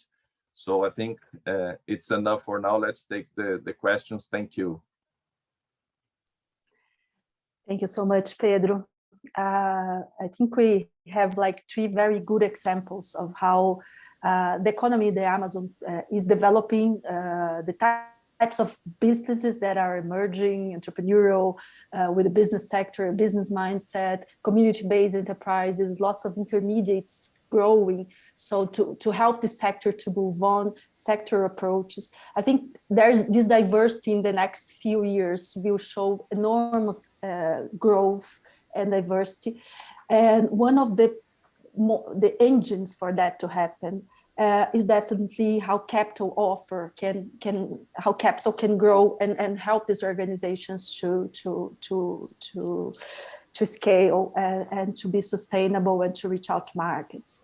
I think Pedro touched upon the question of using rural credit as an engine, a financial engine for that. But I wanted to take this larger and ask the panelists how investments and capital can offer a solution for you, and what types of capital and investments should be able to help you. And just to highlight some things, in the previous panel, Juliana Assunção said that we need to change the incentives for the financial system, for the financial markets, to see the bioeconomy and to create incentives for that kind of economy and businesses. And what we have right now is a lot of ideas of how to do that in the Amazon, but very little still there. And part of this, from the investor perspective, we as Connexus, we are working in this financial markets development, is that we don't have pipelines. Yeah? So we don't have organizations ready for the type of venture capital financial investments that we need.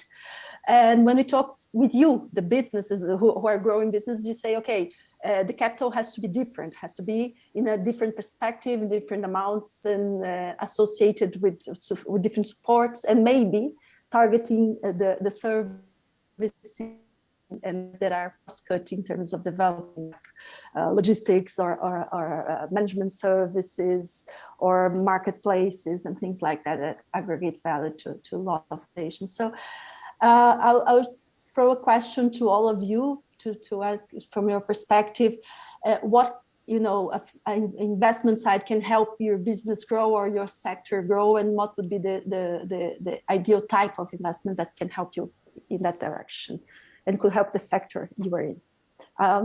I don't know who wants to start. Maybe Paola.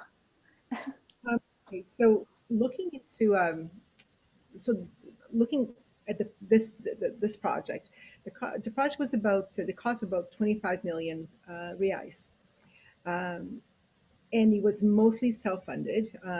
Bertolini, like Mr. Bertolini Irani, he arrived in the Amazon 43 years ago as a truck driver, and he has been an innovator from the beginning. So he couldn't get like the caçambas for the trucks, so he mounted a factory. He couldn't get boats, so he actually had a shipyard. So I think they are in a comfortable position at this point that I believe they tried to get financing and they couldn't, just because of the nature of the project. This is something that no one had attempted before to do, and no one really knew how it would come out. So as far as I know, the project is all funded by the company itself. They couldn't get financing for it. And the solar part, it was, I think, a partnership, but I don't know how much, if there was actually a financial input with Valmont and BYD who did the project. But as far as I know, in terms of I'm sure the second barge that they're planning on doing in the future, they will get financing, but right now, like, I don't think any financing was available for this project.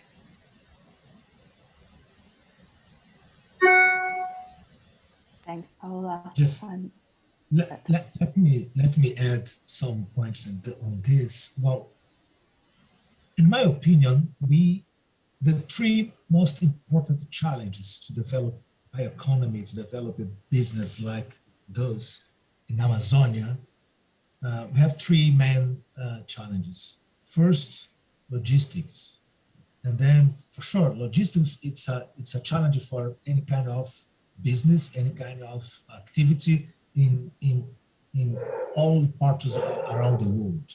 But specifically in Amazonia, logistics, it's very, very tricky. It's a challenge much higher than in other places, because sometimes we are discussing about how we can do to get a product in 2 or 3 days. There we have some places that will spend 1 week, not to put this product in Europe, but to put this product in a capital, in a city, where this could be shipped and sent to Europe. So logistics, it's very, very, very difficult. Management skills is another one. But now, let me talk about financing. That's the third one. Until now, Connexus, it's a fantastic experience in trying to create innovative financing products, services to the bioeconomy in Amazon, but we still need some different types in terms of fees, in terms of terms for financing, guarantees, because most of, for example, we are working with community forest management. Those groups are implement forest management activities in a public protected area. They not own the land area. They're not owning the land, but they have a permission, a formal permission, and then sometimes we have some discussions with some bank, for example, said, no, but it's a not real guarantee. What's kind of a real guarantee in Amazonia beyond that? So we are discussing in the previous panel, Andrea and Juliano mentions the land robbers, the people who are occupying public areas. And then they are doing that for grants. And to the other hand, we have a lot of obstacles, have a lot of difficulties to access creditors, to have some special financial services suitable to this kind of economy.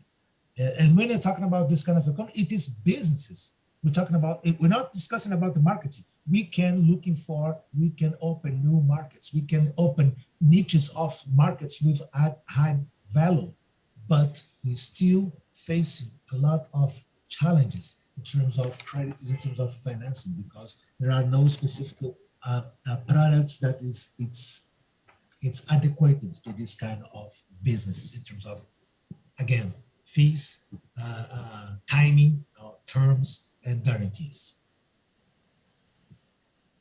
Just to pick up on this point, Beto, just and give some numbers. Yeah, the rural credit in Brazil, it lends to a small producer, a family farmer, at 2 or 3% a year, which is very subsidized for Brazil.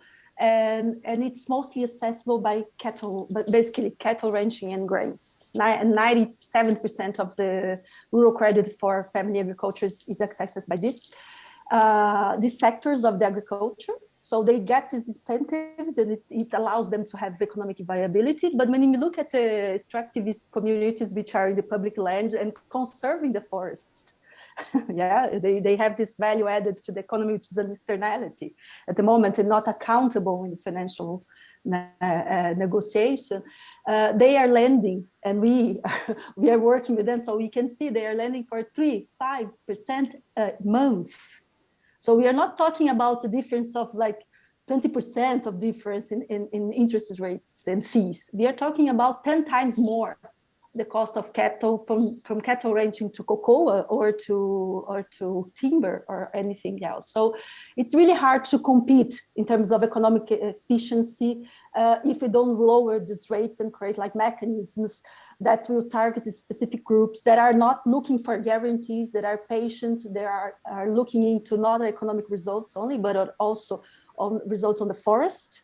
So I can see lots of movements from impact investors looking to how this conservation of forests. So if you're producing inside a extractivist reserve, you could insure these loans with different forms. And many times you don't need guarantees. This is something that the banks put on for investments, but we can start with like small, like, you know, microfinance. We start with the small capital, working capital. So you learn how to lend, you know how to repay, you know the default rates, and then you move on to investments. And I think we had to understand the cycle so that these businesses can go through the journey of learning how to use finance in favor of their development. And just to finish, sure. Sentence, because I think that we have to add in these different types of capital investments also the environmental services of those forests. Yes, exactly. So that's the reason that in Amazon, for example, we are not talking about only products, but also environmental assets. We must to consider the forest as an asset for different types of business. And then we need to include, for sure that is not enough, but when we combine in an intelligent way, credits, loans, special finances, and environmental services, this is the power, it's a very, very powerful arrangement.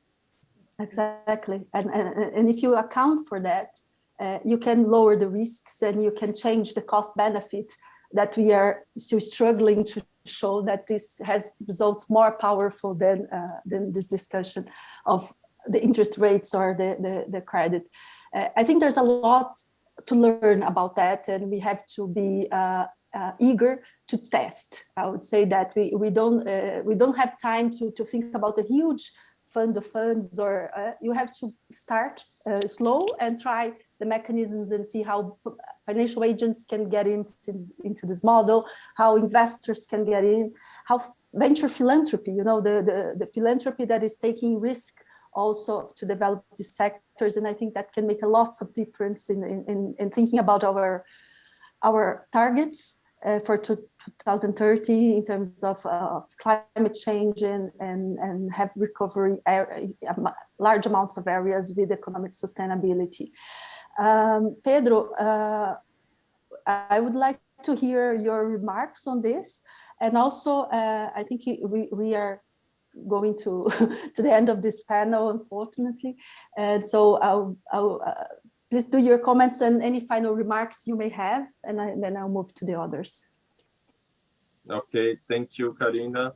Yeah, I think it's a great question because we are really looking for alternatives for investment besides what we already have available in Brazil. That is a lot, but not enough for the sector. And of course, cocoa producing in a sustainable way, being a good business for growers and also for the planet, meaning environmental friendly approach with social and decent working conditions. That's definitely what investors would like to invest on. And so it's really appealing. And we are looking for alternatives also, talking with banks and also with investors, trying to identify new opportunities for new credit lines or new approaches. But definitely there is a lot of room to work on that. And we would be glad to join this discussion more than we already are, because we have been also created a working group inside our Cocoa Sectorial Chamber only to discuss credit access for growers in Brazil. This includes several organizations, including Ministry of Economy, Ministry of Agriculture, and state level also to put the sector together with the banks the public banks and private banks to really unlock this credit that is there available, and also to find new solutions. And there is a lot of opportunities there for the sector, and it's really needed. We need to overcome this bottleneck for credit access in Brazil for the cocoa sector, and that's why it's one of the key priorities. And in fact, we have already been able to move some credit lines that, for example, were not open for the cocoa, like the Plan ABC, that's agriculture for low carbon. It's a very interesting credit line that Brazil created. That is, since last year, one cocoa grower was able to take it, and before it was not allowed, and now more growers are looking for it, and we, of course, we want to increase that. So happy to get this discussion further later in another opportunity. Thanks a lot for the invitation, for the Chamber of Commerce. It's a pleasure to be here. Congratulations for the very good level of discussion in this event. Thanks also for our great partner, ABICAB, the Brazilian Association of the chocolate industry. And of course, for the Chamber, for the invitation. We'll be glad to share more on what is happening in the cocoa sector in Brazil. That's really a transformation that is taking place. Thanks a lot. Paola? Oh, thank you. I think a couple of things that I wanted to talk about. I think in terms of the financing, especially for the communities and the families, one of the things, for example, with our project, we pay them not in cash, but we pay them in bank transfer or a check. And what came up is that a lot of people don't have bank accounts. They're not even a grid of a bank account. So how can they get financing if they don't even understand how a bank account works? So I think a lot of it is really the part that they have to even educate, the person who's on the ground, the small farmer, to what to look for, or their kids, whoever is more proficient in what to look for, and in how the financial system works, and how it can work for them in terms of financing their own their own business. So I think that's one of the big things that I'm sure it's being discussed with the banks, but I think education is prime on that.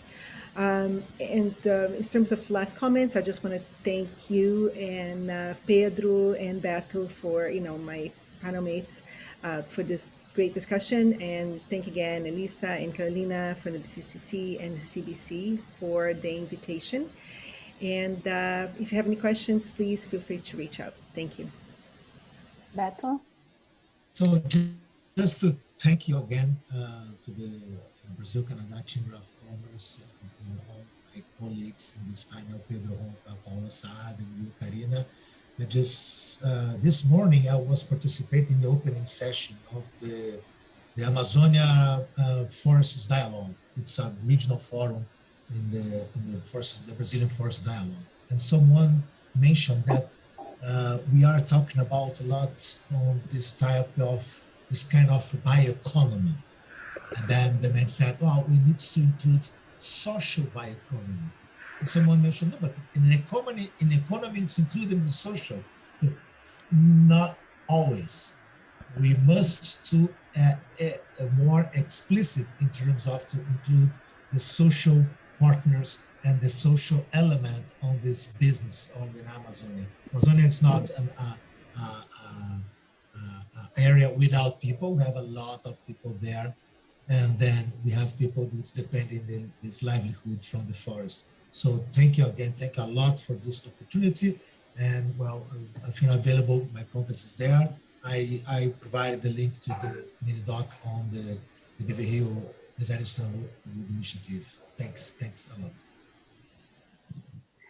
Thank you very much, Beto, Pedro, and Paola, for a very nice panel, very nice conversation. And I think we could stay hours here talking about what we could do and the opportunities to improve not only this business, but the whole business environment in the Amazon. I think there's lots of opportunities, lots of people looking into. It's very important that we are here at the Brazilian-Canadian Chamber of Commerce talking about this That wouldn't happen a couple of years ago. So I think this market is picking up, and it's also bringing opportunities for us who are in the Amazon, trying to solve this problem, to find the ways to reach out to a nice solution for conservation and economy together. So thank you so much for that. Carolina, I'll hand over to you to close the debate. Thank you very much for the invitation. Thank you, Karina, for a great moderation. Thank you, Pedro, Beto, Paula, for the discussion. It's really good to see like how many sustainable projects are going on and all the incredible work that you guys are doing to really foster the local economy and help the locals to go further. So congratulations to all of you on those projects. Since we're talking about Amazon, one of the issues that were mentioned before is rastreability and certification, right? Like Paula mentioned, how she's going after some of her certifications and how important they are even to access international markets. We saw in the little poll that we did in the beginning that still a lot of people believe that the products that comes from Brazil are not sustainable. So how do we change that? In order to talk a little bit about rastreability and certifications, I would like to introduce our next speaker, Luciano Souza, partner in SS Combarrier and vice chair of the BCCC ESG committee that was launched a few months ago to talk about certificates and their role in achieving sustainability in agriculture. Just before I pass the mic to Luciano, I'd just like to apologize everyone for us to being running late, but I think the discussions are so interesting that is really, we could talk about this all week. So Luciano, thanks for being here, and it's all yours. Thank you. Okay, thank you, Carolina. It's a pleasure to be here to discuss and to talk with this audience about certificates. I pay attention in the last panel, so I will make some comparisons. So, well, thank you again, Carolina and the Canada Chambers. It's a pleasure to be here. I will try to, in the next 10 minutes, try to summarize and give some overview regarding certificates and certification, how those can, what are their role in achieving the sustainability in agribusiness. It's a not easy task actually, because as you may see, I took some quotes about Paola. She said that I think it's important to educate people regarding the financial issues. So if I can compare, we can say that certificates in somehow serves as a education tool for the business, for the stakeholders. I mean, to somehow to make it more professional, or to somehow helps the manager to hold and to drive their business. So I put some notes here just to drive our discussion here. So actually, what is certificate actually? So I know that it's a very high sophisticated audience, but maybe just to set the ground. So certification it's a way to attest the requirements related to traceability, to quality, to origin. So it's a way to prove that some standards are being met, are being followed by the organization or by the company. So usually, I want to draw your attention for these benefits of agribusiness certificate. Usually, I heard from in my private practice. Sometimes I heard from some clients that certifications or compliance programs or sort of regulatory issues are only to make it difficult to run our business. I don't like to see it in this perspective. I understand that when we are talking about a globalized world, when we are talking about ESG scenario, we are talking about this meeting here where we have this Canadian and Brazilian environment discussion. It is important to have some sort of certificate, some sort of guide. So just to make it more straightforward, so benefits from these certificates is to demonstrate the compliance of this current legislation, regulatory agencies, especially when you are talking international environment, when you're going to, for example, to sell your products abroad, it is important to have a standard where your buyer or your partner knows exactly that you are following the rules. It's very important today. It is also important to guarantee that the product remains in the market. We are seeing many problems in this regard when we are, especially in the agriculture environmental, we are seeing that sometimes many companies abroad are saying, okay, you sold me once, but I'm not sure about your traceability. So it is important to know, since you don't have any more, or since you don't have any certificate, I will not buy from you anymore. So it's in terms of a market share is also important. But if I can pick just one of these hot topics that I mentioned here, I would like to stress the third one. When we are talking about that's my view, especially when we are talking about so many very interesting. I want to congratulate the chamber, the Canada chambers. The last panel was really rich in terms of experience, in terms of successful experience. So, but I understand that when we are talking certificates, coming to my words here, I think that when we are talking about certificates, we can see some sort of help for this businessman, for this rural entrepreneur to drive their business. So it somehow helps to professionalize when you have to meet some standards, when you have to meet some rules. You have to somehow organize yourself, and this helps you to know more about your business in the end of the day. So we can also say that since later I would just talk about many examples of Brazilian international certificates, but this helps to make sure that the conservation of this natural resource are being taken care of, and in the end of the day is resulting in a reduction of environmental impacts.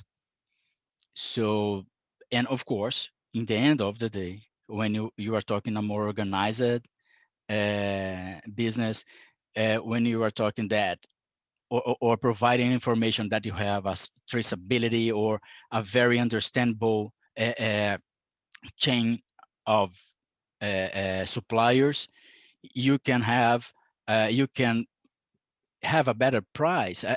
Here is not in terms only of, oh my God, it's going to be expensive or not. No, you can have a better price that could, how can I say that, express the value of the market of the product. So that's the idea of this sentence.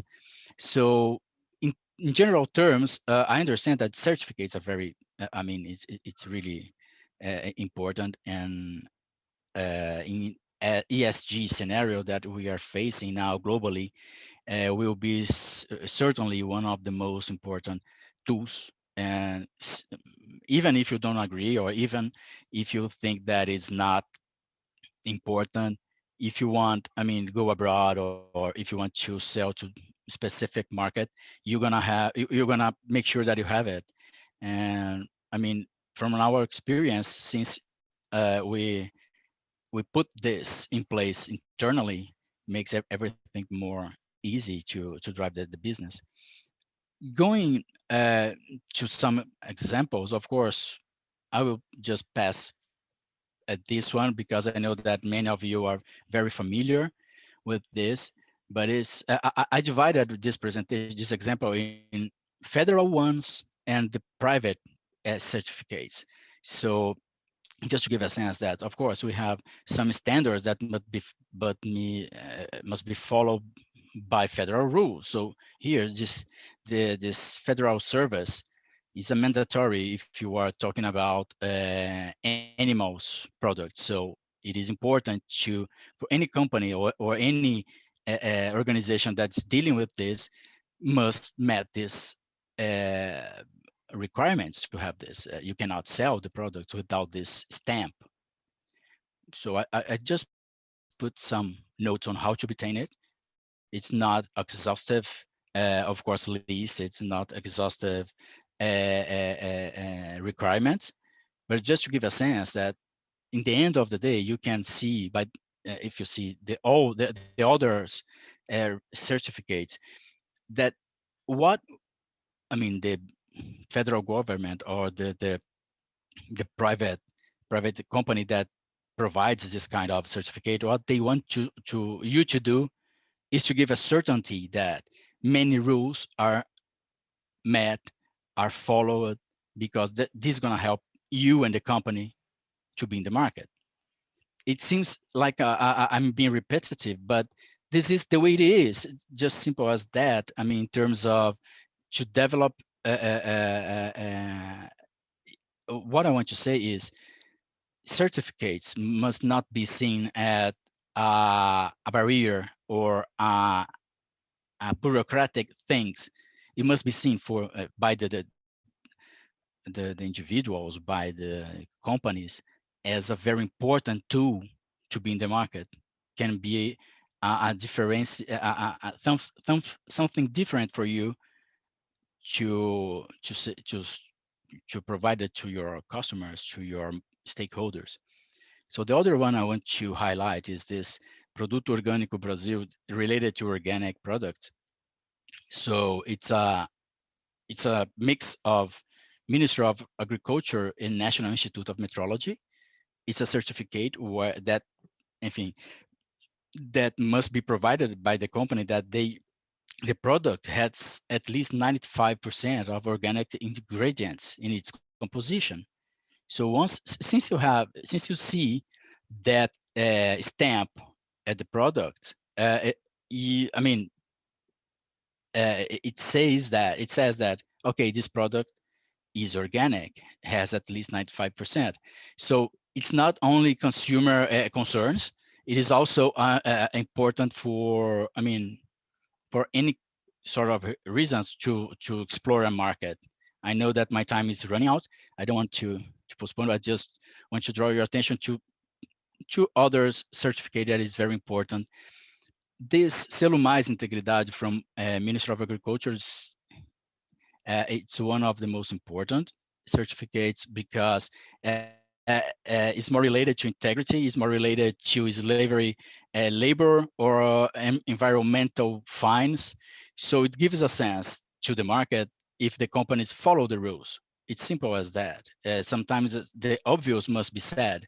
So this stamp, it's one of the most important, and of course it's not required as the other ones, but brings to the company a value that's really important in this market, especially when we are talking about international standard or international markets.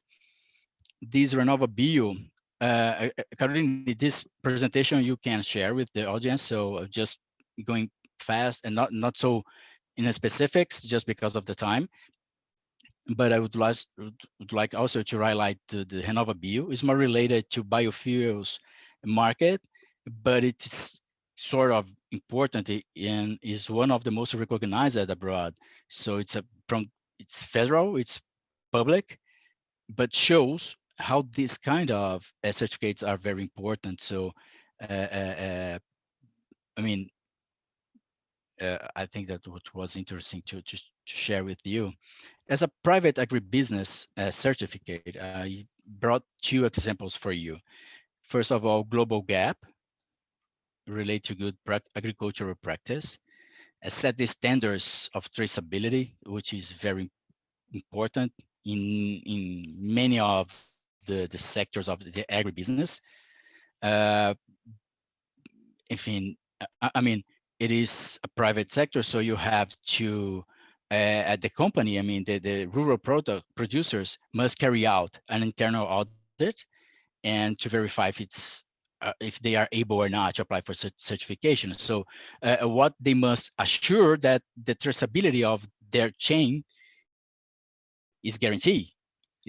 So this is the idea of this private certificate.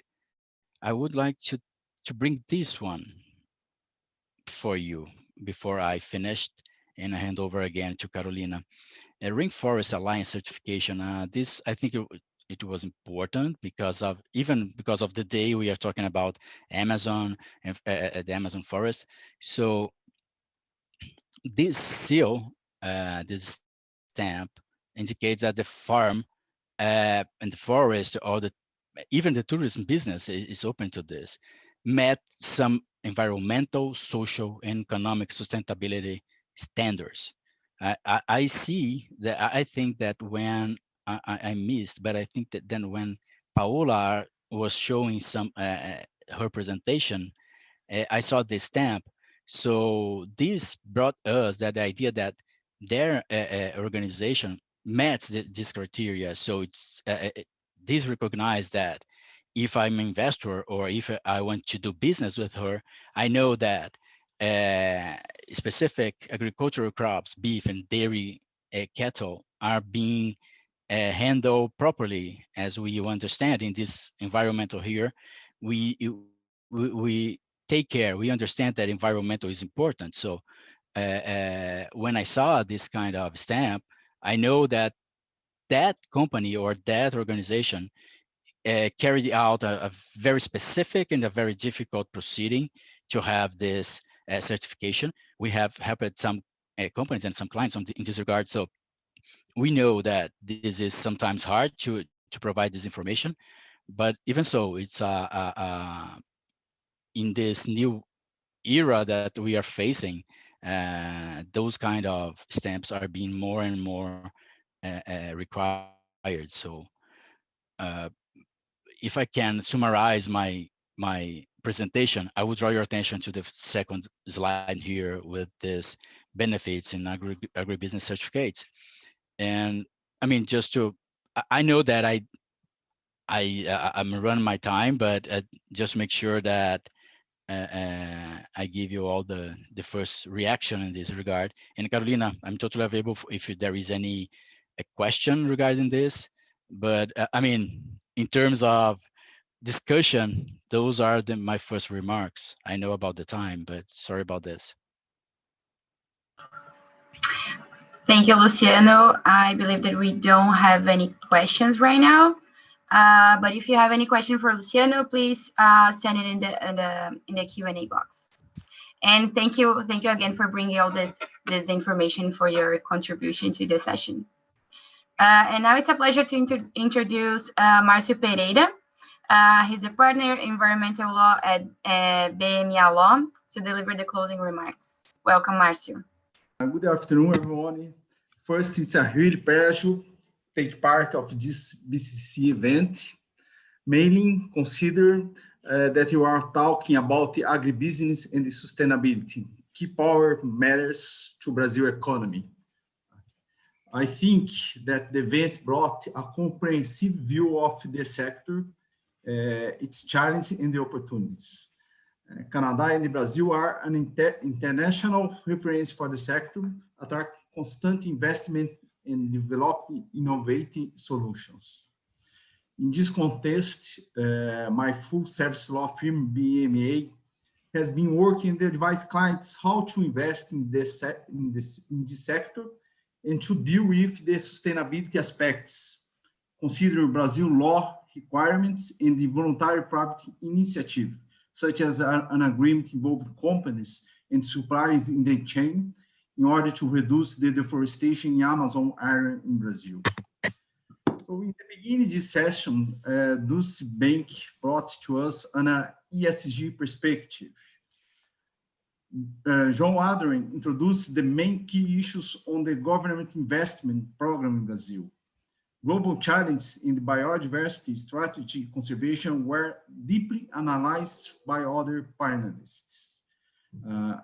It was great opportunity to discuss this matter. Follow the previous speakers in the Carolina. I will ask to move on for the next. I would like to reinforce the sustainability large agenda in agribusiness in legal perspective. There are a number of approaches considered by the Brazilian law which together give the sector great advantage in international market, such as the low carbon economy, biofuel, animal welfare, biodiversity and genetic resources, soil and the water conservation, and the risk management, just to name a few. So I will try to give some overview about the 5 points, okay? Just to provide some how consistent the legislation on sustainability in this sector. The first, carbon economy,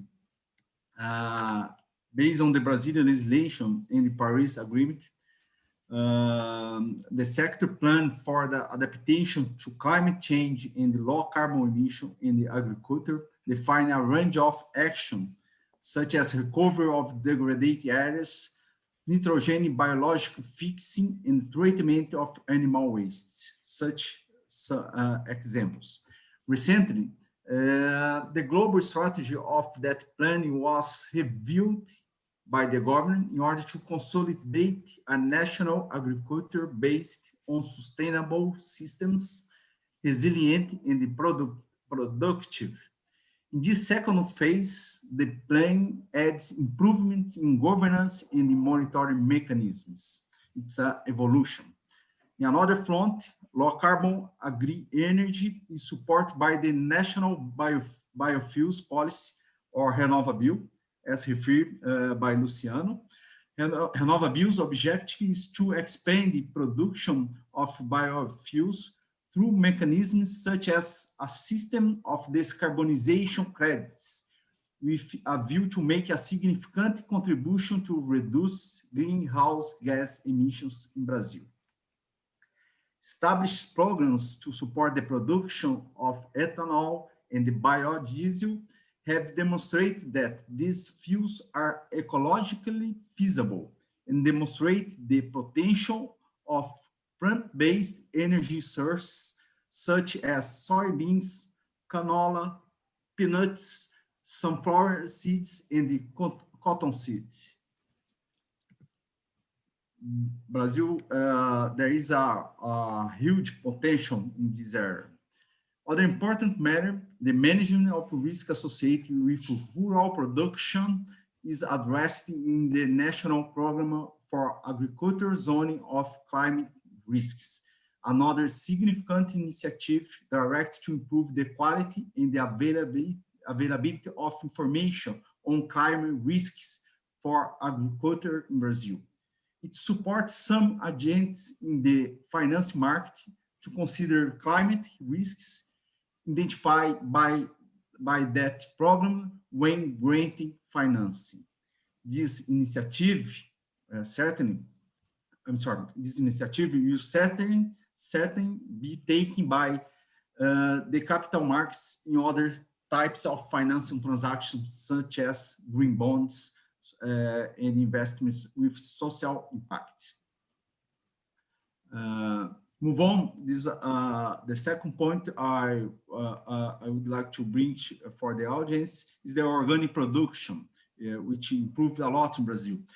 On an equally promising front, the regulation of organic production expanded market options. I have a wait list of people. The legislation gives special treatment to products used in organic agriculture.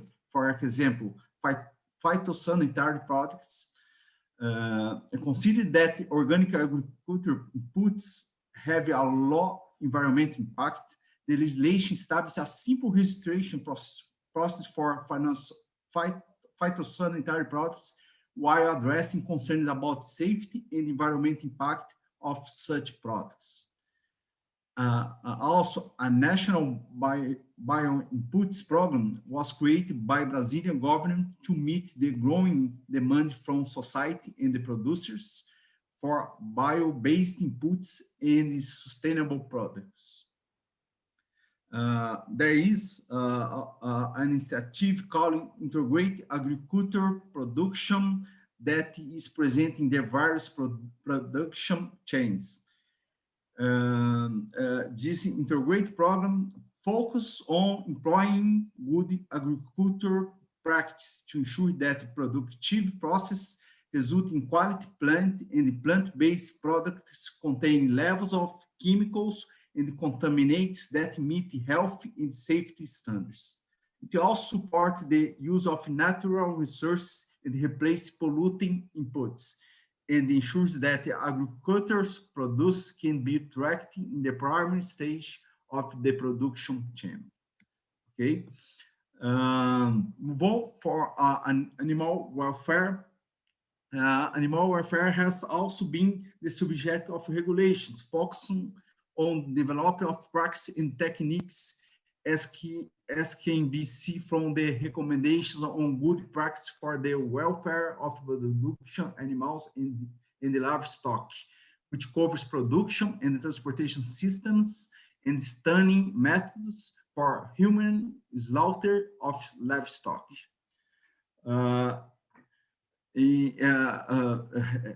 Regarding water, according to national policy on water resources, which established main instruments for the management of water resources, the use of water must be previously granted by the water agency in compliance with the water resource planning and the rules of the river-based committees. It's very important for agriculture sector to provide water for the companies. Recently, the use of water resources has been becoming more complex with restriction that has impacted all sectors of the economy due to the stress caused by climate change, especially in agriculture sector.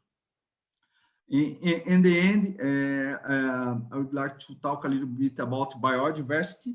The federal law established the rules for access to genetic resources, associate traditional knowledge and the benefit share. It's a great policy in Brazil. The law provides for various ways of share the benefits generated by products developed using genetic resources from the biodiversity and the monetary benefits and the non-monetary benefits, which can involve transfer of technology, free distribution of the product under social programs, and license the product free of charge, among other possibilities to return for the community. Another matter involved biodiversity is rated by the biosafety law in Brazil. This law provides for the safety and inspection mechanisms for the use of genetic engineering techniques for the research, manipulation, transportation, commerce, and disposal of genetically modified organisms. The law aims at protecting public health and the environment in Brazil. Finally, the Forest Code, which was commented by other panelists, established rules for vegetation removal and prior authorization, as well as creates a rural environmental register to control and monitor the use of rural land in sector. It's a mandatory electronic systems to all rural properties in Brazil. This law creates permanent preservation areas in the legal reserves, part of the rural properties, which must be protected by the owner by the owner in Brazil.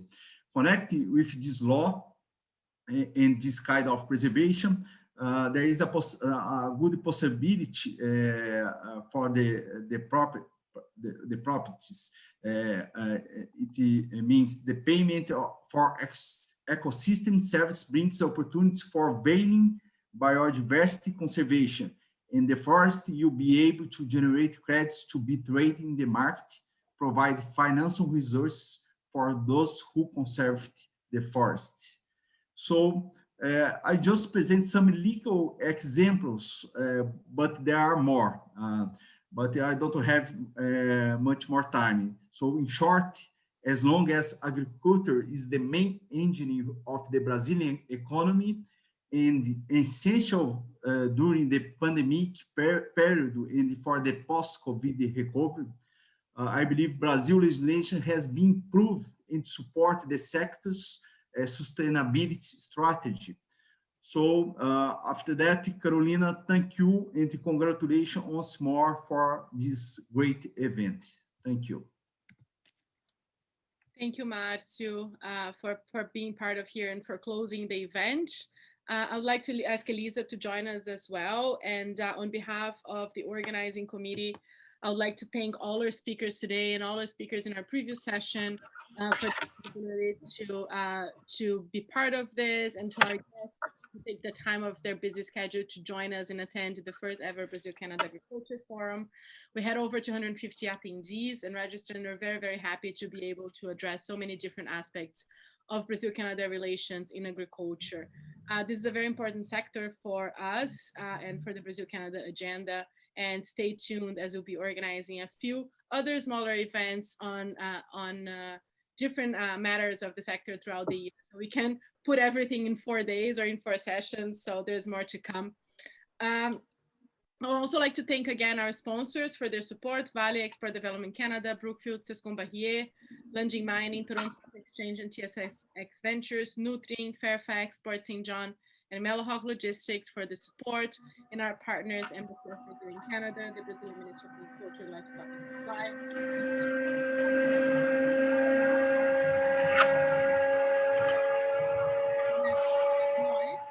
But so thank you everyone again for attending. Thank you CCBC for the partnership, for working together on this initiative, and we're looking forward to many more initiatives together. So thank you so much.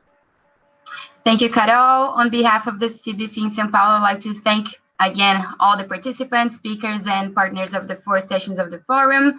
And as Carolina said, this was just the beginning of the discussion, and I'm sure we'll have many more forums and events to keep the discussion going. And of course, last but not least, I would like to thank Carolina and all BCCC team for the great work, and it was a pleasure working with you again. Thanks, Carol. Thanks, Elisa. And also, just to let everybody know that all the first sessions have already been posted on our website. The recordings are there. We will be posting this session as well in the next couple of days, together with all the presentations and the PowerPoints. So if you have any questions, if you wanted to go back, please feel free to contact us or to contact the CCBC, and we'll be happy to connect you with the speakers from all the 4 sessions of this forum. Thanks again, everyone, for being here, and I hope you all have a great rest of the week. Thank you, Elisa. Thank you, everyone. Thank you.